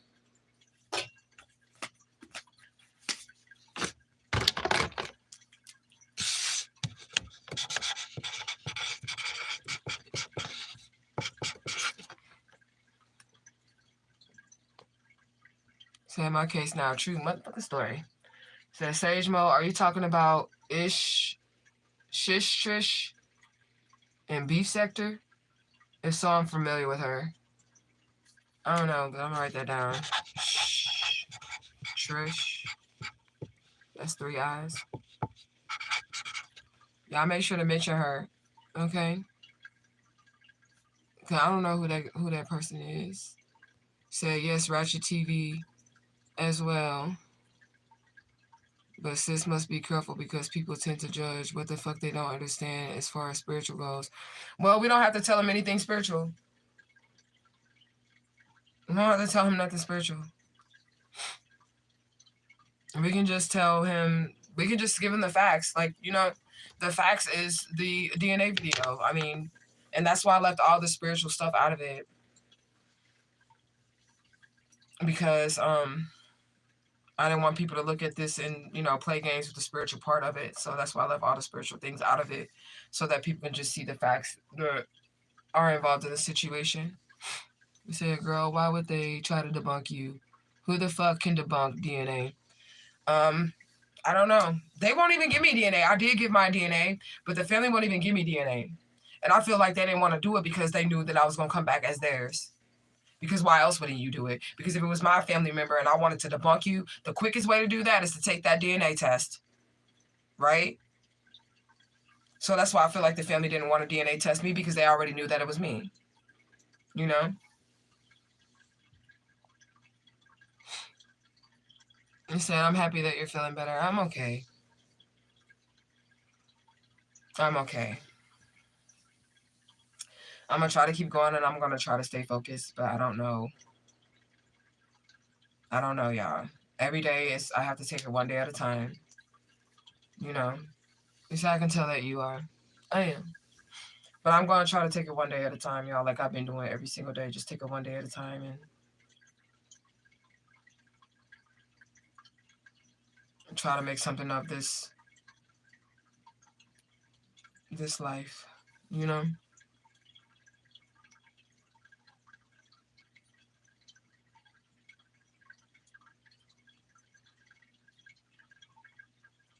You say, I just said those two for later, not this season, together, an extended tribe about this human trafficking right now. It's key. We need something to happen right now, y'all. That's what we need. We need something to happen right now. And something will happen right now. You said, agree at Sage Mode. But I really just came out here to tell y'all about the video that Kayla had caught me shape-shifting. Kayla caught me shape-shifting on camera.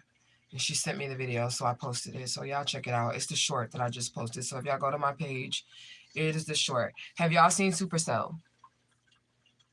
Have y'all seen the movie Supercell? Anybody?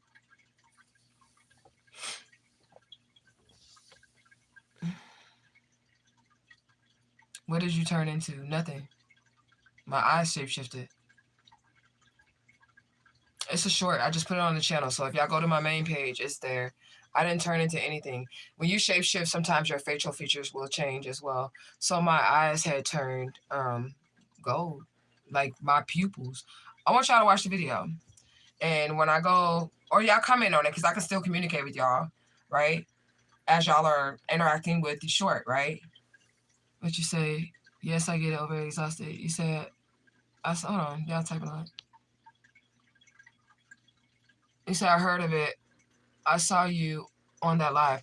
Right, so it was like as soon as I started the live, the first 6 seconds of the live is when I shapeshifted. It was in the first 6 seconds. My eyes completely turned a different color. They were beautiful. I wish my eyes looked like that for real. I mean, they do, obviously. And it's none of the white part of my eye. The white part of my eye did not change. Just the pupils of my eye changed. And the pupils of my eye changed to like a golden color. It was like almost like a hazel. It was so pretty, but scary at the same time. Because as soon as my eyes were open, they were not the color that they are now. They might have just did it again because it was weird how my eyes just went like that. I don't know. If they were not the color that they are now. And as soon as I blinked, they went right back to the color. So you know it was an actual shapeshift that was caught on camera. Now, I told y'all I shapeshift all the time, but I've never caught it on camera. And Kay did catch it on camera. So y'all go to the short that I just posted. Okay, so go to my page, go to my shorts that I just posted, and I want y'all to interact with me in the comment section on what y'all feel like happened there. It's not Photoshop because it was a live video. It was a live video, so there's no Photoshop there. There's no manipulation of it or any of that because it's a live video. And she just screen recorded the video, and she was like, oh my God, girl, you just whole shape-shifted on this live. And she said something to me about that earlier. I don't know if it was on Facebook or if it was on YouTube, but I didn't even go back and look. But then she had clipped it and sent it to me, and I was like, oh my God, what the fuck? And I showed it to my daughter. My daughter was like, oh my God, that's super cool. And I'm like, that's probably why these motherfuckers be trying to kill me, you know? Bring it up. Rain says, you asking Rain, but I'm telling you to bring it up. You say, yes, you get overly exhausted. The shit is drainful, as many universally is dealing with these demonic entities and spirit warlocks. We probably need to do a group pot on that shit. A group banishing fucking evil pot or something. You know what I'm saying? I'll do that shit for free as long as we got offerings. Straight up. I mean, I did this one for free because I didn't make a profit off of this. At all. I didn't make any profit. So, I basically did that one for free, so I would do this one for free too, shit. But we gotta do something. Why you take your message back, KMM? So I'll go check out the short. You said I seen your eyes do that thing. That would have freaked me out. Go watch it. Because it's a real video. There's no Photoshop. There's no nothing. It's a real video. She sent it to me right before I got live. And it really happened. And then after she sent it to me, before I posted it, I had talked to my spirits because I was like, what the fuck? Like, you know what I'm saying? Like, am I okay? Or whatever. And I was like, that's a legitimate shapeshift. And they're like, yes. But like I said, usually when those things happen, I'm in immediate danger and I have to get the fuck. So that's why I'm able to shapeshift. Like if somebody was trying to get me right now, I would be able to do it. But it would be like, I don't know. My body feels a certain way when I'm doing it. Like I feel like in danger. Like, you know how you get the rush of the feeling in your stomach or whatever? That's how I'm able to use most of my powers. My powers really don't be activating at all until I feel like I'm in danger. Just like Carrie. Just like the movie Carrie. You know what I'm saying? It said, Sage Mo, if we can usher it in on a degree, it needs to be stand-in right now. The spiritual war is real and many are not ready or tapped in yet. However, we are awakening as a whole, as a unit as well. You said, were you possessed before? And that's why you're contemplating? No. Possessed with what? And that was such an emotional, so emotional and alive earlier. I've never been possessed. I don't have any, there's no entities that live inside of me. Asha lives here, but that's me. Madre Omega Ashaba Ista, that's me. That's my higher self. And Bela. And then Alicia Smiley lives inside of this body as well. Alicia Smiley lives in this body. Asha lives in this body. And Asha is my higher self. That's why everybody calls me Asha. Asha is my higher self. So because my higher self sits in the seat of my soul, there's no other spirits that can get in the seat of my soul. Asha's going to fight for this vessel. I've never been possessed ever. Like, spirits have never been inside of me ever. Other than the one that lives here, which is my higher self. You know? So I've never been possessed before. These spirits, they never go in my body. The spirits that are around me. And just for future references for anybody else, if you happen to deal with spirits, they should only mount you, like, right? So like they will mount you where you'll be able to feel them like right around here, like your neck area, like a warmth around here, but they should never enter into your body. And that's why we give Ashe to our Ori, which is the keeper of our destiny. Because once your higher self gets the seat of the soul, because that's where your higher self sits, once your higher self gets the seat of the soul, you cannot become possessed. You can't.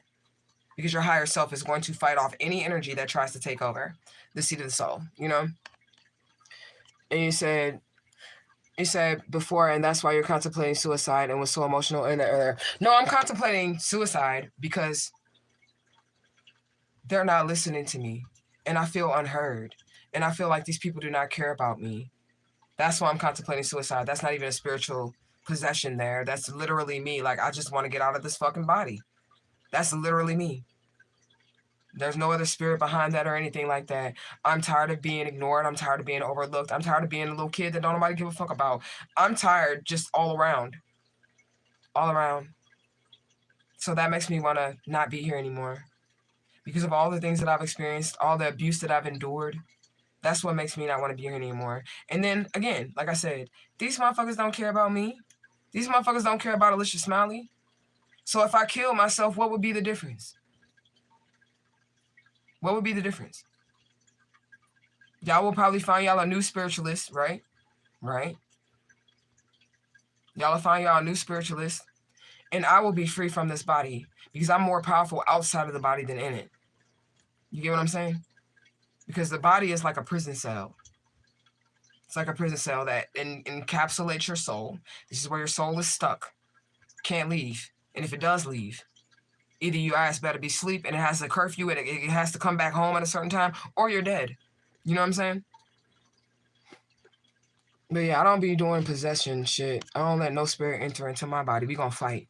If a spirit try to get up in here. And I don't always do what they say either. That's the difference. Like, my spirits don't tell me what the fuck to do. They don't.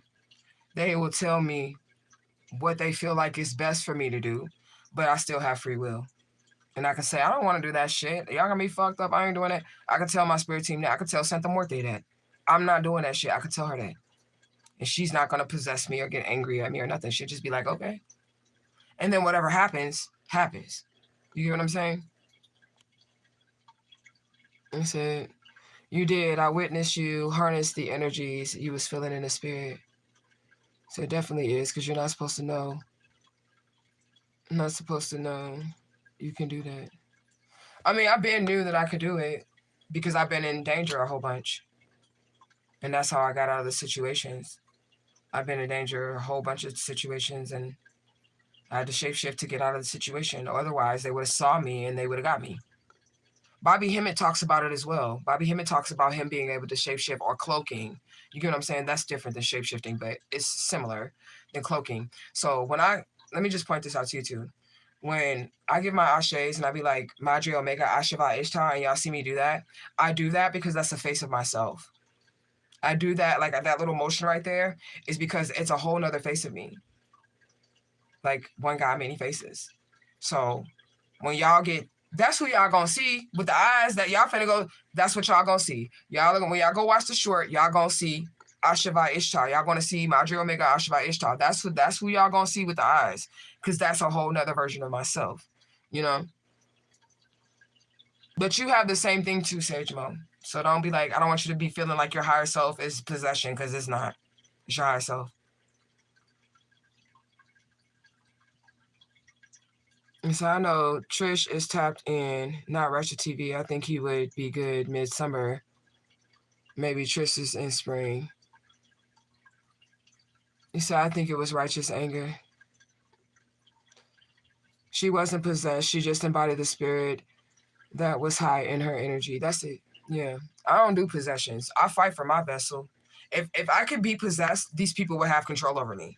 Because remember, they do magic to control the children that they're taking and shit like that. If I could literally be possessed, y'all would not even know me. Y'all wouldn't even know me, because that's what they do to the kids over there. They put a spirit that possesses them inside of them. They weren't able to possess me and brainwash all them energies. If y'all were watching my Facebook Live, literally the girl Rachel that I grew up with as my sister, she had been abused like I'm abused, but the bitch is brainwashed. She's brainwashed, and she's a zombie for them. She can't even see where they did anything wrong to her, even though she was molested, raped, fucking 14, having babies and shit like that, because they were doing shit to her. So she's brainwashed, and you can also be possessed due to abuse. You get what I'm saying? But in my case, I'm just gonna power up like a Mighty Morphin Power Ranger, because there's, like I said, there's no other spirit inside of me but Madre Omega Asheva Ishtar, which is me. Asha. That's me. You get what I'm saying? So there's no other spirit inside of me. So what would happen with me, in order for y'all to see that side of me, is I will Mighty Morphin Power Ranger type shit. And y'all gonna know it's not a possession. It's literally me, the same person. And y'all can tell the difference too, because I've done it before. I've shape-shifted before, but my face wasn't on camera, but my voice had changed. Like if I get angry, y'all see it. Y'all will see it. If you guys are new here, you will see it. If you already been here, you have seen it before. You know? And so I thought it didn't make sense, typo. I wanted to correct it, but yeah.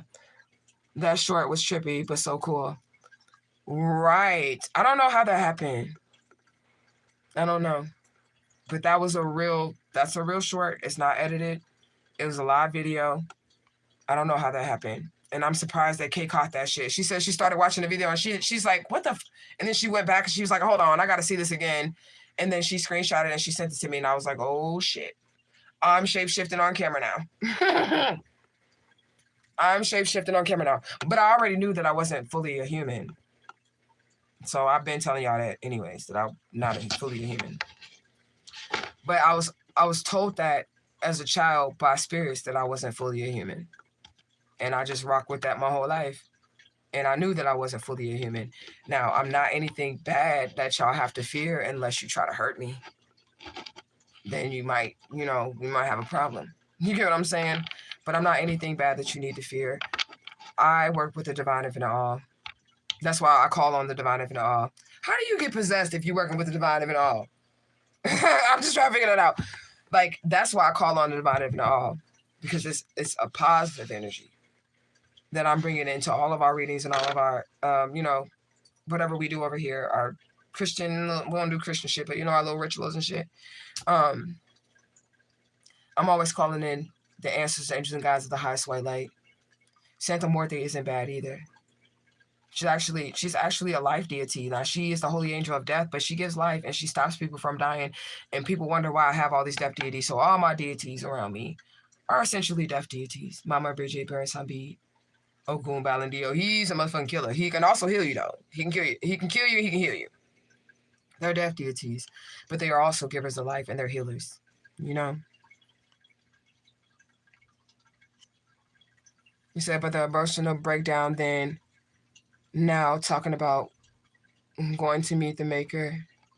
Yeah, I have an emotional break because of what I'm going through. That's not possession. Like, imagine being ripped from your family.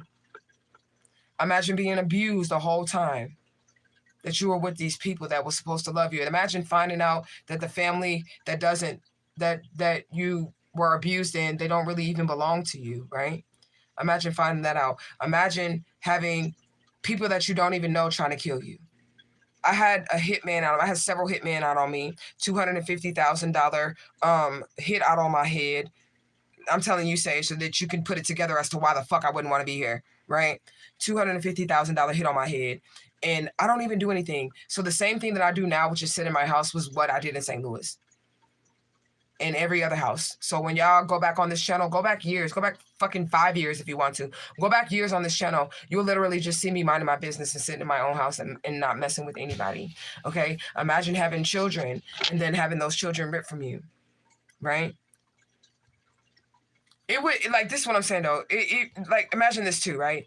Imagine if I wasn't a kidnapped child, which I absolutely 110% am this kidnapped child, right? Imagine if I was not a kidnapped child and then my family was just a shitty family. I think I would be able to deal with that more than me being a kidnapped child. I'd be able to deal with, okay, my family just ain't shit. They just ratchet motherfucking shitty ass motherfuckers than being this kidnapped child. Imagine growing up and then finding out that everybody that you ever knew your whole entire life, your cousin's not your cousin, your auntie not your auntie, your daddy not your daddy, your mama not your mama. And then imagine after you get free from that situation, meeting your blood family that's missing a child to have them throw you back to the kidnappers. I don't know if you watched part 3, but they literally threw me back to the kidnappers. They literally were trying to get me killed. My blood family. They contacted the people that kidnapped me. I mean, those are all good reasons to, like, not want to be on Earth. Right? I mean, maybe I'm tripping, but those are good reasons to not want to be on Earth. I am single. I'm by myself. There's no one here that cares for me. There's no one here to take care of me. Okay? I take care of everybody else. And I've always been the person to take care of everybody else. But nobody's here to take care of me. If I get sick, if I just want to hug, if I want to cry, like, I have nobody to hold me. Nobody to console me. Nothing. I'm completely alone. I can't have friends. I can't have lovers. I have nothing. In no way. I don't have anything or anyone. So that's why I don't want to be here. I'm a missing child. I was 3 years old when I came up missing. I'm literally doing everything that I can do. I'm going to the police departments. I'm offering DNA. I'm offering DNA to the family members. I'm trying to contact anybody I can contact, and no one's listening to me. No one's helping me. I got hung up on by the FBI today twice, and I need help. I really need help. So these are all reasons to want to kill myself. I can keep going. Or is that enough? I mean, I can keep going. If I need to, you know? You say, yeah, well, yeah, about the emotional break. I'm emotionally, all of those reasons, this is the reason to have an emotional breakdown, right? Or you can tell me if you feel like I'm tripping. But this is a reason to have an emotional breakdown, right? And then to have it to be drawn out for years and years. I've been gone for 40 years. That is just one of my situations. Just one of my situations is enough to not want to be on Earth. I've been gone for 40 fucking years. And then 2 years of just fighting with no one to support me. Not a family member, not a cousin, not an uncle, not a sister, not a brother. They didn't even tell my mama that I was alive, Sage. They refused to tell my mother that I'm alive. That ain't a reason to have a nervous breakdown and want to kill yourself. I mean, I feel like I'm justified in my emotions. I do. I mean, but y'all can tell me, you know? You say you giving a fuck about you should be enough to smile and grin every day. That's why I do it, because I do love myself. I feel like I'm beautiful. I feel like I'm pretty. I love my hair. I'm glad I grew my shit out. You know what I'm saying? I love my tattoos. I drew my own tattoos. This is all my handwriting. Like, that's my handwriting and everything. Like, I love a lot about myself. Nobody else does. I mean, maybe y'all do, but Nobody else does. And I know y'all in Truth Gang or whatever, y'all might have families in y'all houses. Somebody that y'all can, you know, go home to or come home to or whatever. I don't have that. And I have not had it many years. I've been single since I divorced that husband 10 years ago. The preacher husband. I mean, I had a boyfriend in between then, which was Baba D, but I didn't ever tell y'all what happened with Baba D, but I'm not going to tell y'all. But anyways, long story short, his ass gay. That's a long story short. With Baba D. Okay. I'm not going to tell you all the details, but long story short, he's gay. I had a boyfriend or whatever, and that was him. And then I decided after that I don't really want to have any other boyfriends and shit like that.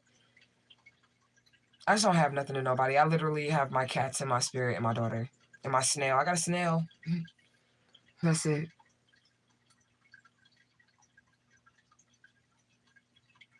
They said he was talking about going out like Rambo, taking a couple of traffickers out.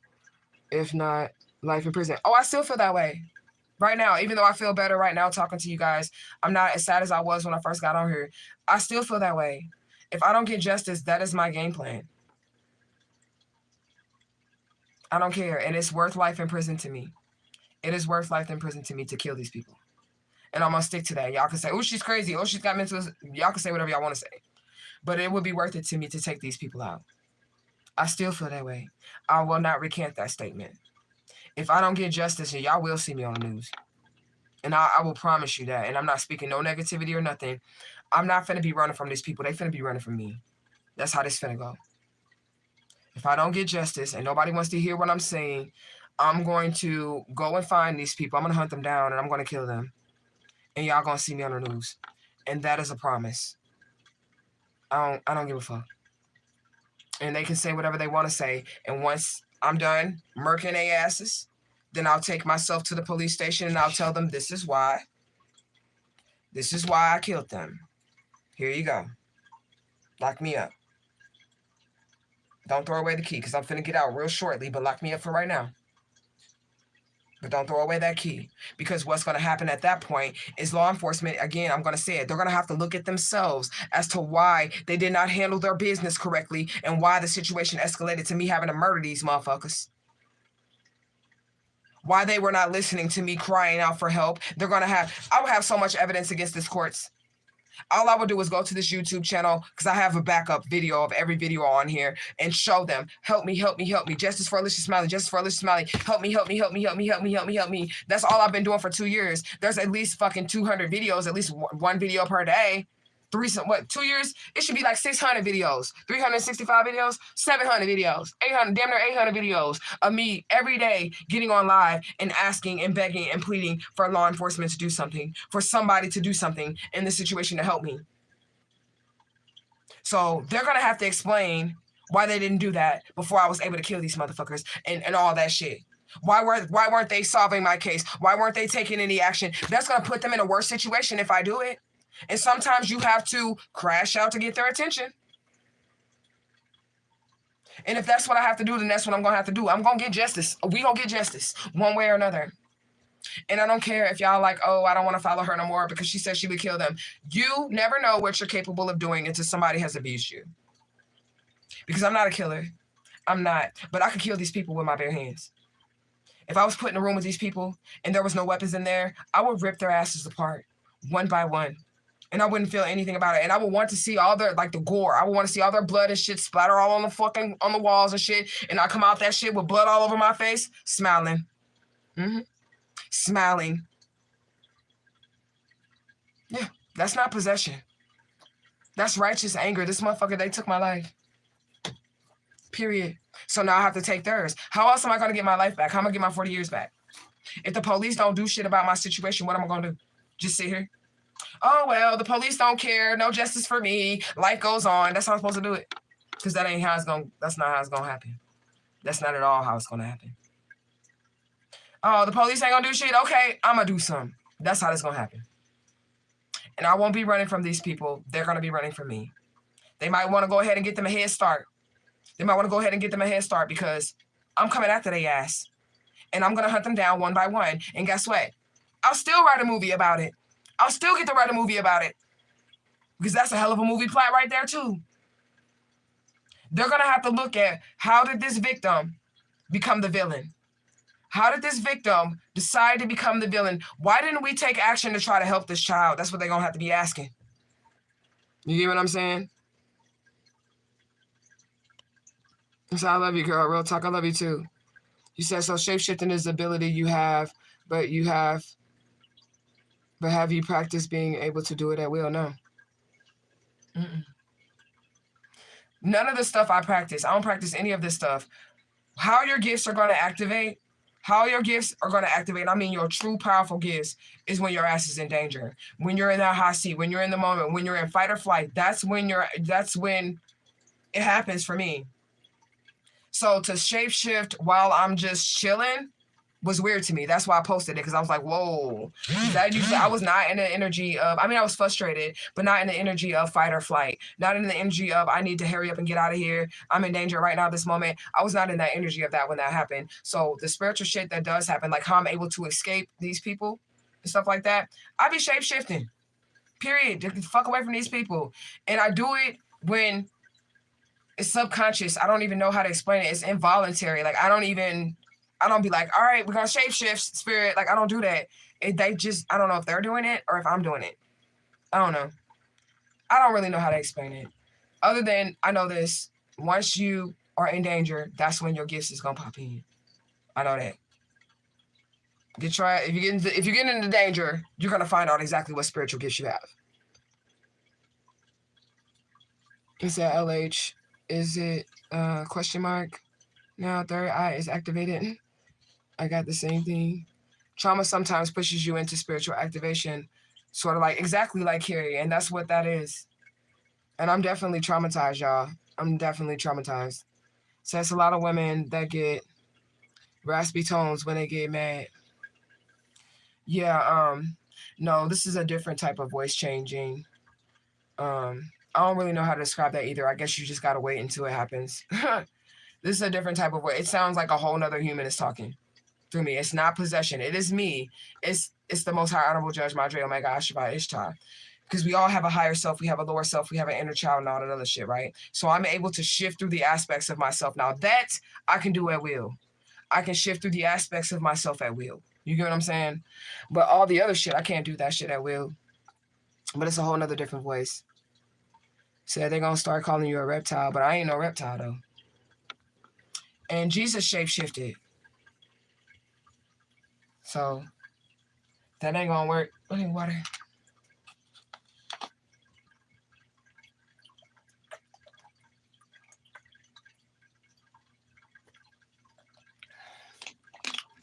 So how you can identify a reptilian is that most of them have really bad skin.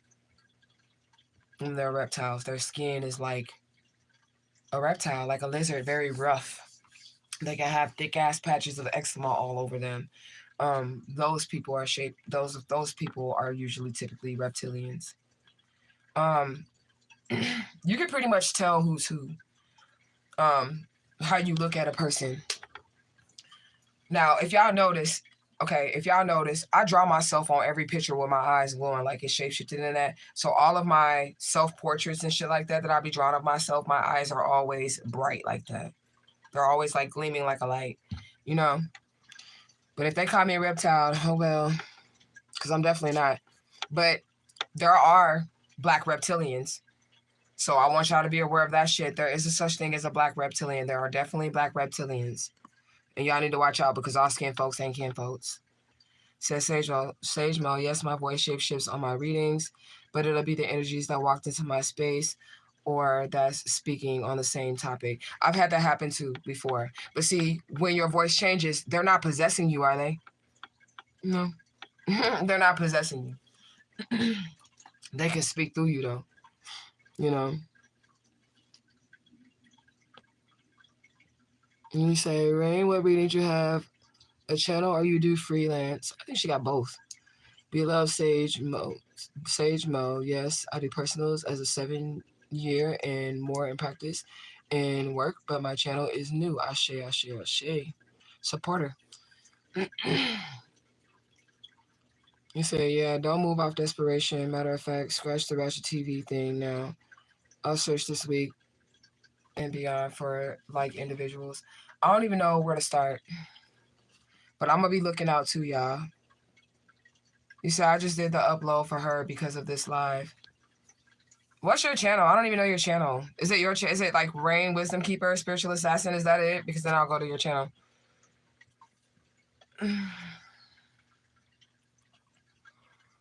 So no, I just have my spiritual team. I'm in spiritual witness protection. Be love as of now. My pets, my children. That's what I got. I got spiritual witness protection. And I won't leave outside of that protection. But it still bothers me. Yeah, you say, yeah. Ever feel to stay single after traumatic relationships with toxic partners? I don't want to be single, but I don't want to be in a relationship either. So I guess I do want to be single then. Because how you gonna not want to be single and not want to be in a relationship? What the fuck?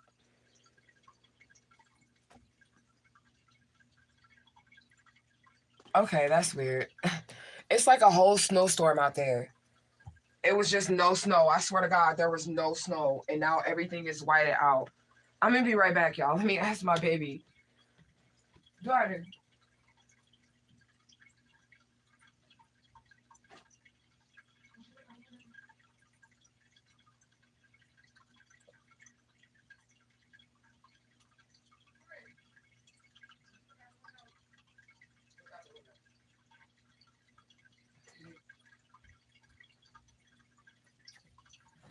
This so sucks, y'all. I ain't going no motherfucking where. How you just gonna have a snowstorm in the matter of how long I've been live? Because there was no storm. 2 hours. In 2 hours, how they just gonna have a snowstorm like that? And it's a lot of snow. I'm talking about, it's a winter wonderland out there. I was shocked just looking out there. Cars is covered up. Trees is covered up. This is the most snow we ever had. What the hell? You said, how did you find out he was gay? Okay. Y'all want the story on how I found out that Baba D was gay? So after we had left Louisiana, remember how me and him had broke up and we were just going to stay friends. And then when we left Louisiana, we went to Alabama to go and be with Baba D because his grandma had left him a house and some land over there or whatever. So he left first because I told him, like, if you're not happy, you should just go home. Right, we ain't going no motherfucker there. Right, but anyways, I told him, if you're not happy, then you should just go home or whatever, right? And then he had ended up going home. And then a few weeks later, because I was new to Louisiana, the people there, once they seen that I didn't have a man with me, I kind of became like prey to those people. Like they didn't bother me at first when I had a man around because they seen that there was a man there to like protect me or whatever, you know. But then when me and him broke up and I had sent him back to Alabama, they were kind of like getting in my business, fucking with me, all this other shit, right? So I called him and I was like, hey, can I come to Alabama with you, even though we just broke up? And he was like, yeah. Right. So when we get there, he's like, we're gonna try to work on the connection, we're gonna try to work on the relationship or whatever. Right. So when I get there, he moves me into his room, and that's where I'm supposed to be staying, right? And then the next day, he just changes his mind, and then he has a 3-bedroom house, right? So I was supposed to share a room with him. My kids had their own room or whatever, right? And then there was an extra room. And then the next day, he changed his mind. And he was like, I'm gonna move you into the other room, like, you know, you can have that room over there since nobody's using it. I'm gonna move you in another room. And I was like, okay, cool, because I don't mind. No big deal, whatever. So I had went into his room the next day. The next day after I moved out of the bedroom with him, I went into his room the next day, and there was a nigga in his bed. There was a nigga in his bed, and this nigga was in his bed like this. And I walked in there, and I was like, "What the fuck?" And I was like, "Is this why you moved me? Is this why you moved me out of the room with you because you wanted to have a nigga in your bed?" Like I'm talking about, the nigga was in his bed, and if this is your homeboy, right? If this your homeboy, you ain't finna let your homeboy all up in your bed like this, like comfortably in your bed, like in your bed, right? So the dude was in the bed, and I got mad, and I was like, why are you in his bed? Like, you know what I'm saying? Like, why are you in his bed or whatever? And dude was kind of like, you know, looking at me like that or whatever. And I was like, what the fuck? And I'm asking him, like, are you gay or whatever? He's like, no, I'm not gay, I ain't gay. But I'm like, if that's your homeboy, why is he in your bed? Why is it? He never wanted to tell me why he was in his bed or whatever. And he kept trying to sneak off. This is a bunch of shit. He kept trying to sneak off to Atlanta because he stayed on the borderline of Alabama and Atlanta. Georgia, Alabama and Georgia, that line right there, right? And he kept trying to sneak off to Atlanta to go and hang out with this dude. And I'm like, what the fuck are you doing? And this nigga ended up being gay, basically. But my son's kids be knowing. My sons had told me that they thought he was gay immediately, like when we first got together. But I didn't think so. I didn't think he was gay at first. My sons had said something. And then when we found out later, because my sons was in Alabama with me, they was like, Mama, we told you. We told you his ass was gay. They didn't say ass, but, you know, they was like, we told you he was gay or something was going on with him, whatever. You know what I'm saying? And that's what it was. And I never even brought it up ever on this channel once me and Baba D broke up. Because there's a lot more to that story too, but that's basically how I found out he was gay. It was a nigga in his bed when I walked in the room the next day, and the nigga was in there knocked out, and I'm talking about in basketball shorts and socks. And I was like, so you would rather have a nigga in your bed than some pussy in your bed? Like, you know what I'm saying? And yeah, the whole time that I was there, he really got upset with me after that though. Once I called him out about being gay, he didn't want me to be there no more. He was like, oh, bitch, you're doing too much. You're getting all up in my business. You know what I'm saying? You're doing too much. Because I was questioning him about having the nigga in his room with the basketball shorts and the socks on in his bed, you know?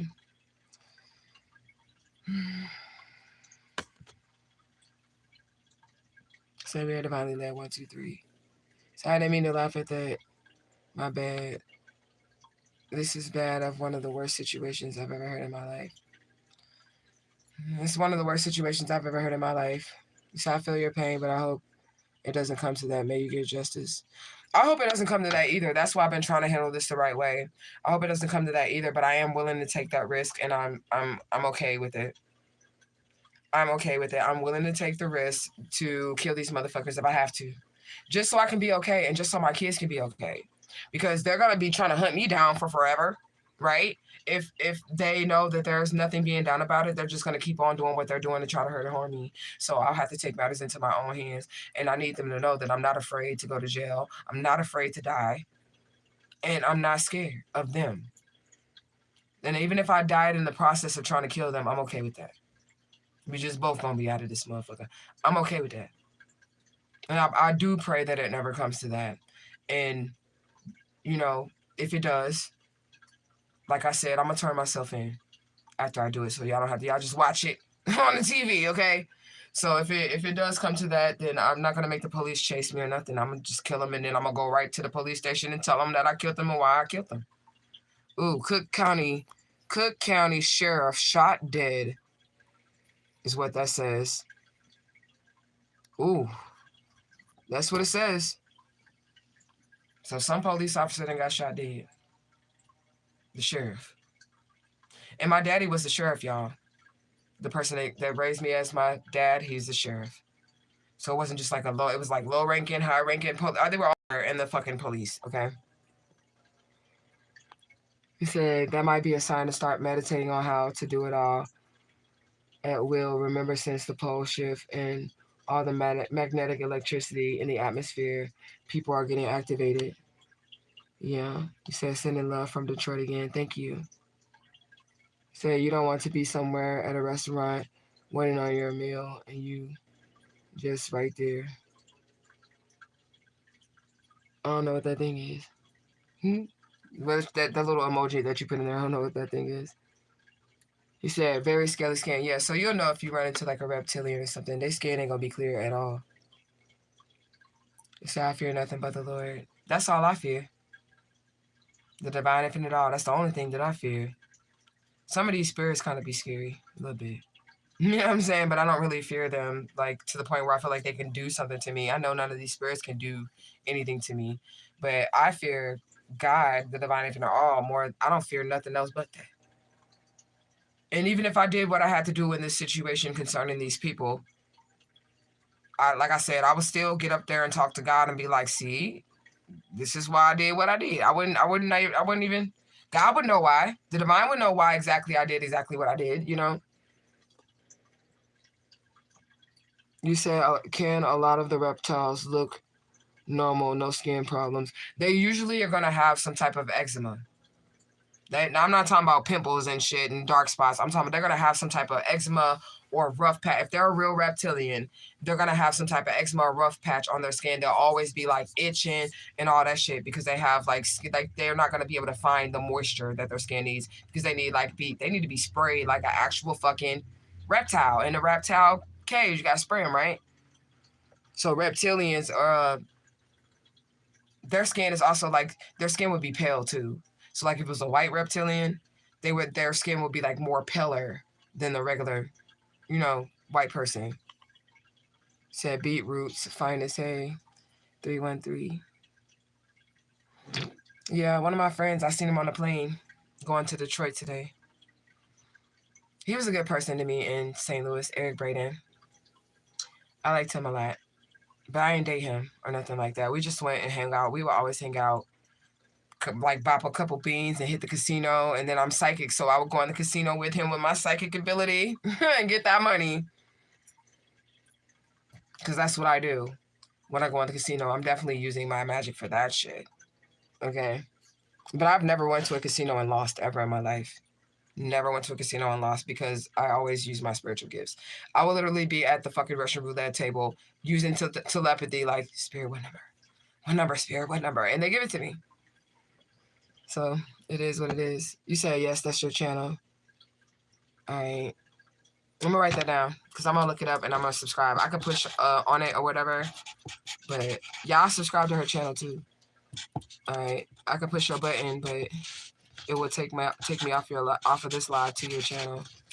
You're the wisdom keeper. I like that. Wisdom keeper / the spiritual assassin.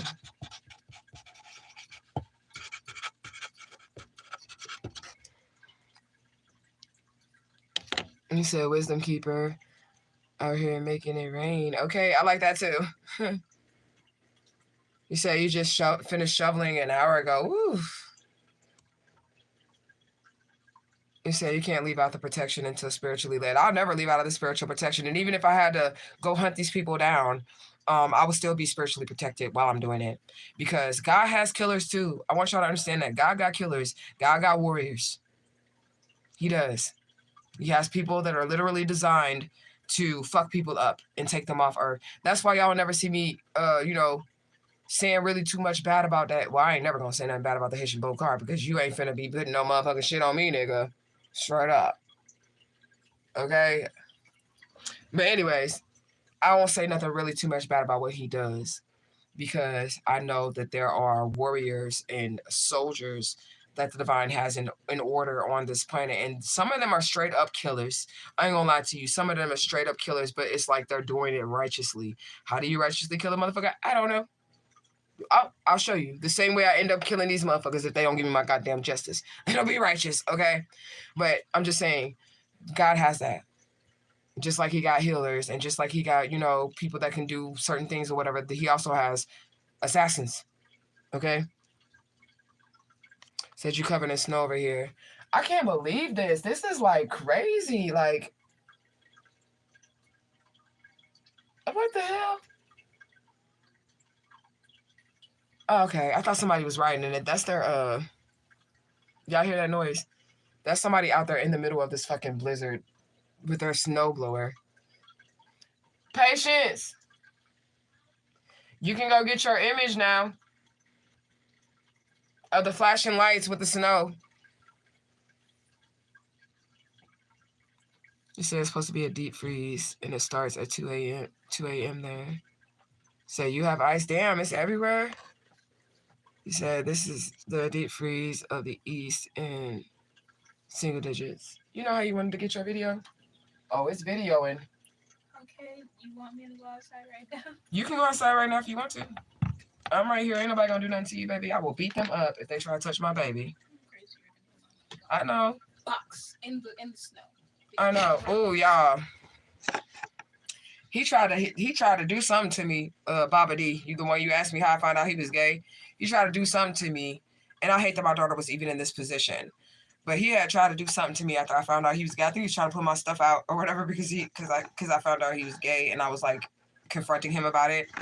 He was trying to put my stuff out and he was like actually trying to put his hands on me, and then out of nowhere, And you know, he was hella tall. He was hella tall out of nowhere. This baby right here grabbed like a cane and was like about to fuck this nigga up. And I had to like jump in front of her. I don't knock his on that. I had to jump in front of her like, no, because she's gonna beat this nigga ass. For like grabbing his mama and shit, grabbing her mama and shit. Like she's about to beat this nigga ass. Right then and there. And that's a grown ass man. And my baby was not scared. He was scared of her. He was like, when she grabbed that thing, he was like, okay. I was like, whoa. I had to grab it from her. Like, wait a minute. Like, don't hit him. Like, you know what I'm saying? But she was about ready to knock that nigga out because he tried to do something to me. You said, can you have a reading, please? I ain't doing no readings right now, but you can. Maybe tomorrow. I'm going to come on here and do a reading for y'all.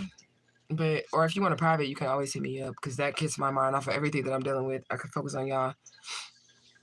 You said, Detroit's aren't, we move into single digits tonight or tomorrow. You in Detroit? I didn't know that. You said Metatron. I keep hearing about him. That's my boy. I've met him in real life too. He's beautifully colored. He's got like green, what's like an emerald, a purple, and a teal type of color that he has. So when you see him, oh, okay, it's sort of kind of like these colors, but we would need the green one. But when you see him manifest in physical reality, Archangel Metatron, it's so beautiful. It is so beautiful because he has these colors. It's like this purple, this green, and then like this blue, and then like a teal green or something like that. When he manifests in front of you in real life, it's beautiful, absolutely beautiful. You know? And Archangel Metatron, he's one of the first ones I actually, like angels that I actually had experience with. He's one of the first ones. I definitely called on him. Do you hear that? I think somebody's trying to like blow us. Yeah, they're doing a snowblower. I thought somebody was like riding on something. How? It's literally, what time is it? These people are literally out here. It's like 12 o'clock. They're out here. It's people out here snowblowing. They got shovels. They are out here. They is not playing about having to get out this house tomorrow for work. Okay? They is not playing about that. These people are outside. You see like two different people out there? They're out there. Go out the back door so I can take out the trash. I need to see you. I was going to take out the trash with me. That's why I was going out the back door. Okay, but I need to see you. Okay, so you're going to stand by, like, right here, where I can see you, kind of by the tree right here? Yeah. By where our neighbor's door is? Yeah. Okay, I need to see you.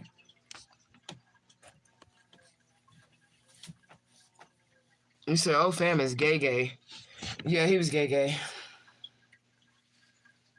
And he was mad that I could see that, like, that I figured it out spiritually. Even, like, we were going through, like, a drive-through. The same dude was there. Like, the dude that he was being gay with, he did not like me. Okay? Because, like, we went to the drive-through and shit, and I was all on the passenger side. And I'm thinking that that's my boo, right? I'm thinking that Baba D's with me. So I'm, like, you know, playing with his hair and shit like that. We get to the fucking drive-through. I don't know what drive-through we said. We get to the fucking drive-through. The dude pulls up at the drive-through. He looking at me like, bitch. That's how he was looking at me. I was like, why is he looking at me? That was before I found him in the bed. Okay? That's before I found him in the bed at the house or whatever. But when we was in the drive-thru and we was just hanging out and we had just met up with him because he was like, we finna go to this restaurant. We finna get something to eat. My boy finna meet me up here, boop, the boop, the boop. And I was excited to meet his friend because I had not met anybody from like his family or friends or any of that. I was excited to meet him. And I'm like rubbing all in his hair because that's what I do when you my man. I'm gonna rub all in your hair and all that shit, right? So I'm like rubbing all in his hair and all that other shit. Dude was straight mean mugging me like, bitch. Like he was like why am I touching him? Like every time I would touch him, he'd be like, he wouldn't even move his face. He would just be like that's how he would be looking at me. And I'm asking him what the fuck is up with this dude. And he kept telling, oh, that's just my friend. That's just my friend. But the nigga was in the bed with him. And I told his parents, I left that part out. I told his mama and them on him. That's what made him try to put my stuff out. Because I told his mama and his daddy.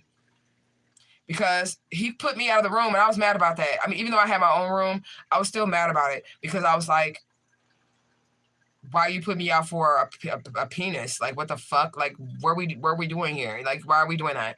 So I was mad about that. And then I had went up, like, he got the land. His house was on the land.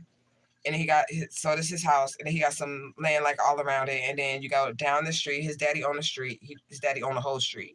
Then you go like down the street and then up. And then his dad's house and trailer is like up. You can walk to them or whatever, you can walk, but it might take you probably like, I want to say like 7 to 10 minutes to get to their daddy. They own the same land, but he's like down and around and up. Okay. So I'm mad because I just stormed in there and I seen the man in the bed in his socks and in his basketball shorts in the bed in another man's bed. And I storm up to his parents' house and they're like, Bayla, what's wrong with you? Like, what's going on? What's wrong?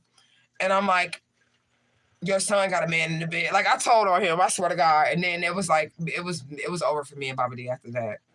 We was done. After that, I had to find me somewhere to go. I had to get the fuck. Because I told his parents, I feel like that was when he felt like I crossed the line because I told his mama and them on him that he was down there being gay. But I did because I was like, heartbroken, nigga. How the fuck you gonna be gay? And the whole time in Louisiana, you was beating this shit down, my nigga. How the fuck is you gay? You know what I'm saying? We use protection, so don't worry. Okay. But I didn't understand that. You know, and I'm glad I used protection. I'm glad because he lived a little too close to Atlanta. You know? Say you're at 9 degrees right now, and you're about to hit 10 at noon. You say you have a tarot channel and a Snapchat. Shout out to all my readers. It's not an easy job. It's not an easy job at all, y'all. He said he also showing himself 313. And my sister's reading tonight as well. So let's just confirm. When I get off here, I'm finna go watch your reading. You see, and I don't really ever watch other readers at all. But you Truth Gang, and you said you did that one for me, so I'm gonna look at it.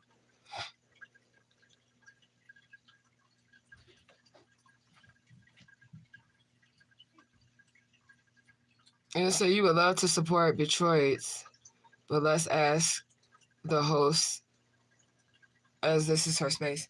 I don't care if y'all support each other. I be getting my money, honey. You know what? That's one thing that I didn't like about the spiritual community on Facebook. They would get mad like it's not enough clients for everybody.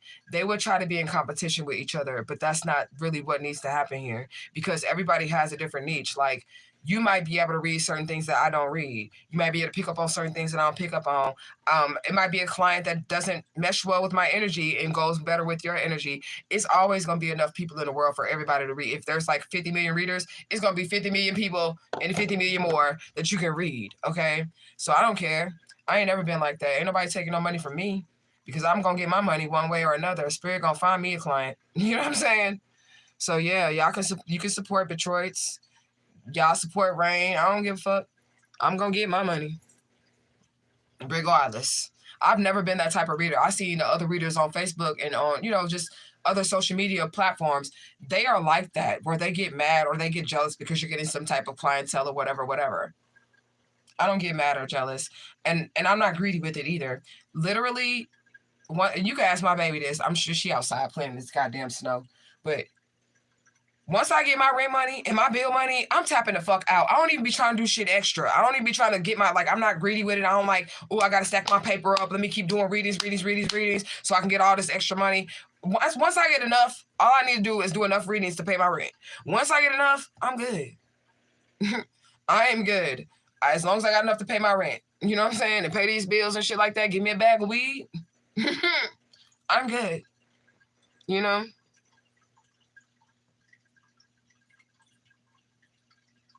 You said exactly why I haven't shared yet. What's your name, love? I understand. So you're not afraid to die either. You said, thou shalt not kill, beautiful. They said, thou shalt not steal either. But they stole me. They stole the shit out of me. And they tried to kill me. They did. They stole me and they tried to kill me. But honestly, I feel like it's worth the risk. I'm just going to be honest with you. I'm sorry. I wish I could say that differently for you guys. But this is really me. This is really me. And what I'm saying happened to me really happened to me. You get what I'm saying? What I'm saying happened to me really happened to me. So honestly, I feel like it's worth the risk. Even if they was like, your soul is going to be forever in damnation. I rank in both the uppers and the lowers. In the underworld, I have ranking, and in the heavens, I have ranking. So if they send me down there, I'm just going to go sit on the fucking throne. If I go up this way, I'm still going to be on the throne because I rank in both realms of reality. You get what I'm saying? In the underworld, I have ranking. They see me as some type of goddess or princess down there. And then in the uppers, I'm also seen as a princess or a goddess up there. Like I have ranking in both dimensions. Here's the heavens and in the hells, or whatever you want to call it. So I'm not really worried about that. And I'm not worried. I do fear the divine infinite all, but I wouldn't be afraid of him in that aspect because he would know exactly why I did it. Because they weren't giving me my justice and they were sweeping the shit under the rug and they weren't going to leave me alone. So I don't know. I think these people should probably be a little afraid because I don't have any fear anymore associated with the situation. They should probably be a little bit more afraid now because I will really do this and I won't give a fuck. And if I have to lose my soul over it, which I doubt that will happen. Even if I did it, I doubt I would lose my soul over it. I guarantee you. Okay. And the reason being is because my soul is eternal. And these people have been doing this. This is not my full script. This is not my first time on earth. So they did this to me in a past lifetime. Except they killed me in that past lifetime. That's why they thought they was going to be able to get it off again. They thought they was going to be able to kill me again in this lifetime. But this lifetime, what's going to happen is it's not going to be me that end up dead. This lifetime. Okay? It's not going to be me. It's going to be them. And if they don't want this to happen, then they should probably do something about it. Because I'm like 2.5 seconds from becoming, from shape-shifting, because we were talking about shape-shifting, from shape-shifting to victim to villain. And that's real. You said you got 7 girls and missing in Michigan right now. Well, we got to do something to stop it. We have to do something to stop it. I mean, I don't even know what to do to stop it, but we got to do something to stop it. Okay, and I can bet money. I don't know how Michigan police department is because I ain't never been up there messing with y'all in Michigan and nothing like that. I don't know how the police department is, but I do know that they're not, especially if they're black girls, they ain't gonna put that effort in. I gotta make sure my baby all right. She outside, y'all, in this snow.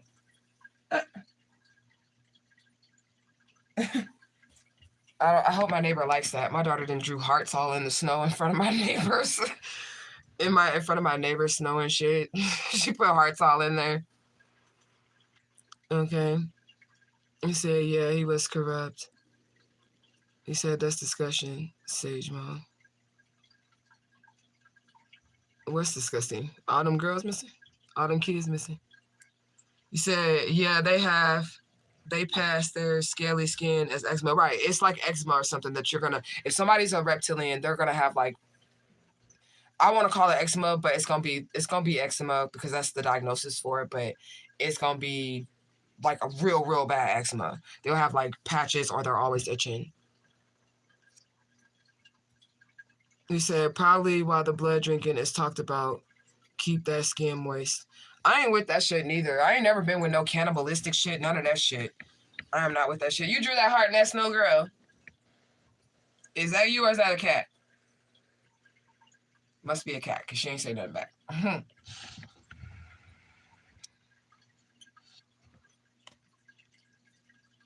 He said, I got a shovel tomorrow and drops out. I probably won't even leave my house tomorrow. I might have to, though, because I ain't got no reefer in this beach. Where did you find that? Really? Mm-hmm. That's funny. Do you even know who this is? Rock group? You gonna listen to it? Probably. Okay. So we have like a little library outside of our house, and somebody put this in the book, the little free library, Wu-Tang Clan. Wu-Tang Clan ain't nothing to fuck with. You have fun with that, Darty. That's not Darty. You have fun with that, okay? Don't become a thug after you listen to that. Oh, and Method Man, he's gonna be your favorite one. Or Red Man. Doesn't really matter.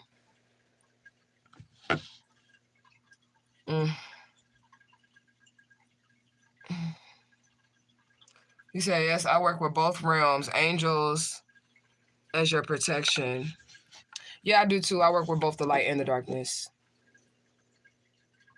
He said, he's handsome. That's my boo. I think that's Enoch. What's Enoch? I like Enoch, though. He said, yeah, they out there shoveling. It's supposed to snow for 2 days. Lord Jesus. I won't be leaving the house. And if I do, it's going to be in an Uber. He said 313. He's always coming in my space. I love him for real. Archangel Metatron, me too. Say, any advice on how to start reading tarot cards or playing cards? You can be taught that. You can be taught tarot cards. My eyes all fucking up. I'm about to dig in my eye. I'm sorry, y'all. That's kind of gross on camera, but shit. You can be taught how to read cards. You can be taught how to, the playing cards. It's just Gypsy Tarot. You can be taught that, but you cannot be taught how to be intuitive or receive messages from the divine. So if you're taught how to read cards, in a sense, if you're taught how to read cards, you're only going to know what the cards say. You're not going to know how to intuitively interpret the messages or spiritually pick up on the messages because you have been taught. So anybody can be a tarot card reader. I'm going to have to dig up in this eye. Hold on, y'all. I'm going to do it off camera because I don't want y'all to be like, damn, bitch, you all dig it up in your eye. Yes, I am. All right, that was just like a eyelash, and I was able to quickly get it, so I didn't have to do no digging for real. But yeah, you can be taught that. You just learn the meaning of the cards. You can memorize the meanings of the cards, the tarot cards. But it doesn't make you intuitive. It doesn't make you have a connection to the divine. It doesn't make you have any of that. It just makes you know how to read cards.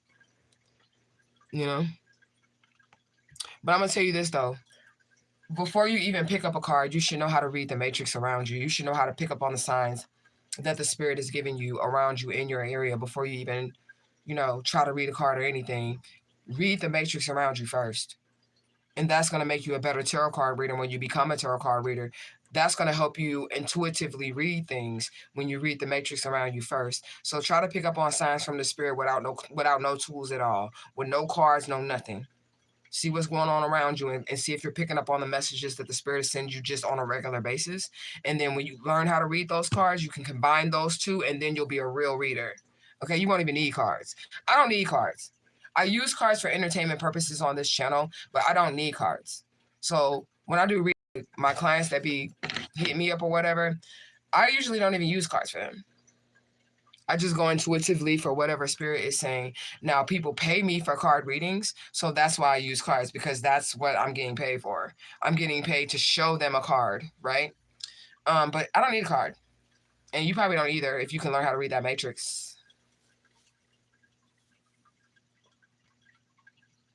It says, is Archangel Metatron the name of the channel? Click on her name. It should take you to her channel. Archangel Metatron is a guardian angel. He actually is more than a guardian angel. He is the head angel in the uppers, in the heavens, right? So once Lucifer got kicked out of heaven, cast down, or whatever you want to say, once he got kicked out of heaven, people think that Archangel Michael is the one that's in charge, but he's not. It's like Metatron, then Michael. Archangel Metatron is Michael's boss. Okay? So Archangel Metatron became the head angel in the heavens after Lucifer was kicked out of heaven. So he is the big boss, archangel of archangels. He is over all the archangels. That's who the archangels would answer to if there was an issue. So he's a good angel to know. He doesn't talk much anyways. He likes to just like physically appear. Oh, I don't know how he'll deal with you, because the spirit will deal with everybody differently according to your own spiritual gifts. So for me personally, he really doesn't talk much. He just physically appears. He loves sacred geometry. I'm going to tell you that. So Archangel Metatron, you can get him real quick if you can get him some geometry.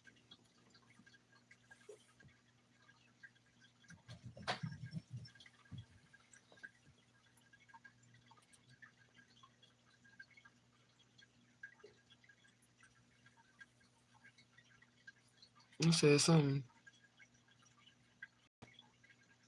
You said why he used the term handler. She meant handle. Well, handle, not handler. Right, she's saying handle as in username.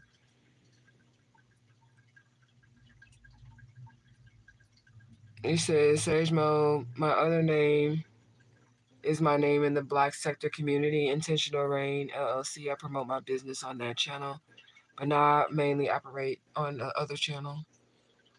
Your handle is your username, beloved, for your channels. He says you're still trying to figure out how to start a channel. Upload a video. That's it. That's all you gotta do.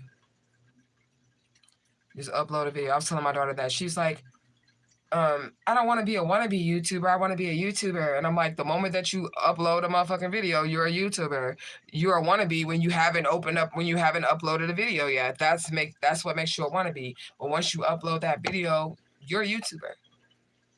So just upload the video. Justice for Alicia Smiley 2025. Hey, hey, hey. I'm glad you're here. You might want to rewind this. I mean, I'm sure there's probably some good shit in here. We've been in here for 2 hours and 39 minutes. I was just actually sharing. I actually just came on here because Kay caught me shapeshifting on camera.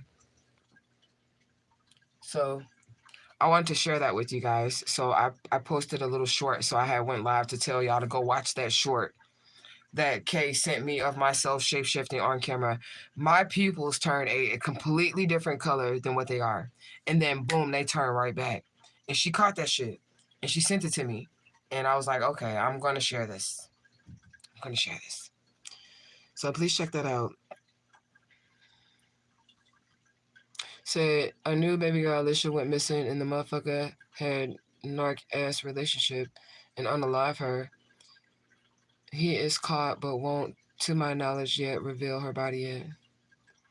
I have the gift of remote viewing. I just try to stay out of other people's business with that shit. Like, I can... Y'all know I helped that person find that body, right? I'm never gonna let that down. So for the new people that are here, a few years ago, there was this lady that booked me just for a regular reading. It wasn't even a mediumship. I think she paid like $65 because that's how much my readings was back then. Way back in the day, $65, right? And she came to me and she's like, my fiance, I just got this feeling in the pit of my stomach that he is dead. I need to find him. I need help finding him. And her fiance came in the room with me. It wasn't even a mediumship. He came in the room with me and he led me to where his body was. Now, she was all the way across the United States of America and I was able to lead her to a body. She found a physical body right where I said it was going to be. Even by the number on the building, the numbers on the building, where even the numbers on the building, and I post it every year when the memories come up. So just give me a second. When it come back up, I'm going to post that shit again because I will not let that die so you guys can see that I use my gift of remote viewing to help this person. This is before I found out I was Alicia Smiley and all that shit. She found the body of her loved one and she was able to, have a funeral for him. She was able to have a funeral for him. She said she knew he was dead because she kept having dreams and all this other shit about him and he was supposed to have been home and he wasn't home. And she called me and right there on the phone, he came through and showed me where his body was. And I told her, she told the police and the police went right where I said the body was and they found it. She was the only one that gave me props, not the police, but she was the only one that was like, she found this body. She did this for me. She helped me out. Like, she was the only person that did that. You said exactly, read yourself first. Exactly. You said, yep. I was spiritually taught it's my birthright. Yeah. So with that too, also, to know that you're a real tarot reader or a card reader, somebody should, I need my hair done, y'all. This is all new growth. Somebody should actually give you, I gotta break these little pieces of hair. Give you your first deck of cards. Look at that. That's hella new growth. How many fingers can I get in there? 3 fingers. In between my new growth, yeah. That's 3 fingers. Let me see, can I get my pinky in there? It's still 3 fingers. What about this one? Yeah, it's time for a retwist. Or interlocking. But anyways. Yeah, so if you're a true tarot card reader, somebody will randomly give you a deck of cards, and that's how you know that you're blessed to be a tarot card reader. You don't go buy your first deck of cards. Somebody will just give you a deck of cards. They'll walk up to you and give you one, or somebody will pass it down to you in the family or something, and you'll get it. It said, I be seeing builds on Metatron's cube. Yeah, he likes that. Get that cube for him. Say yes, symbols and geometry is his thing. Shapes, yeah. You said like platonic solids, like as far as like the sacred geometry. It can be anything. It can be solids. You can draw that shit however you want to get it. You said my didn't show in your likes didn't show in the queue. They be doing shit here. You said let me try again. I came right in. They be doing shit over here, y'all. It's still snowing. I'm finna sleep with my window open and look out the window until I fall asleep.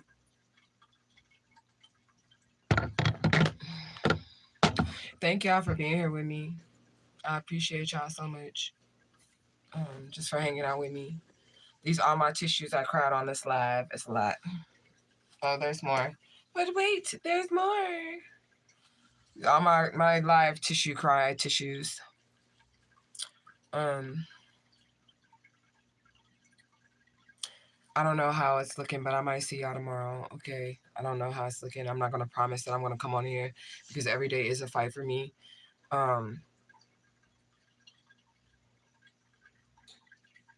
Yeah, I gotta see how I'm feeling.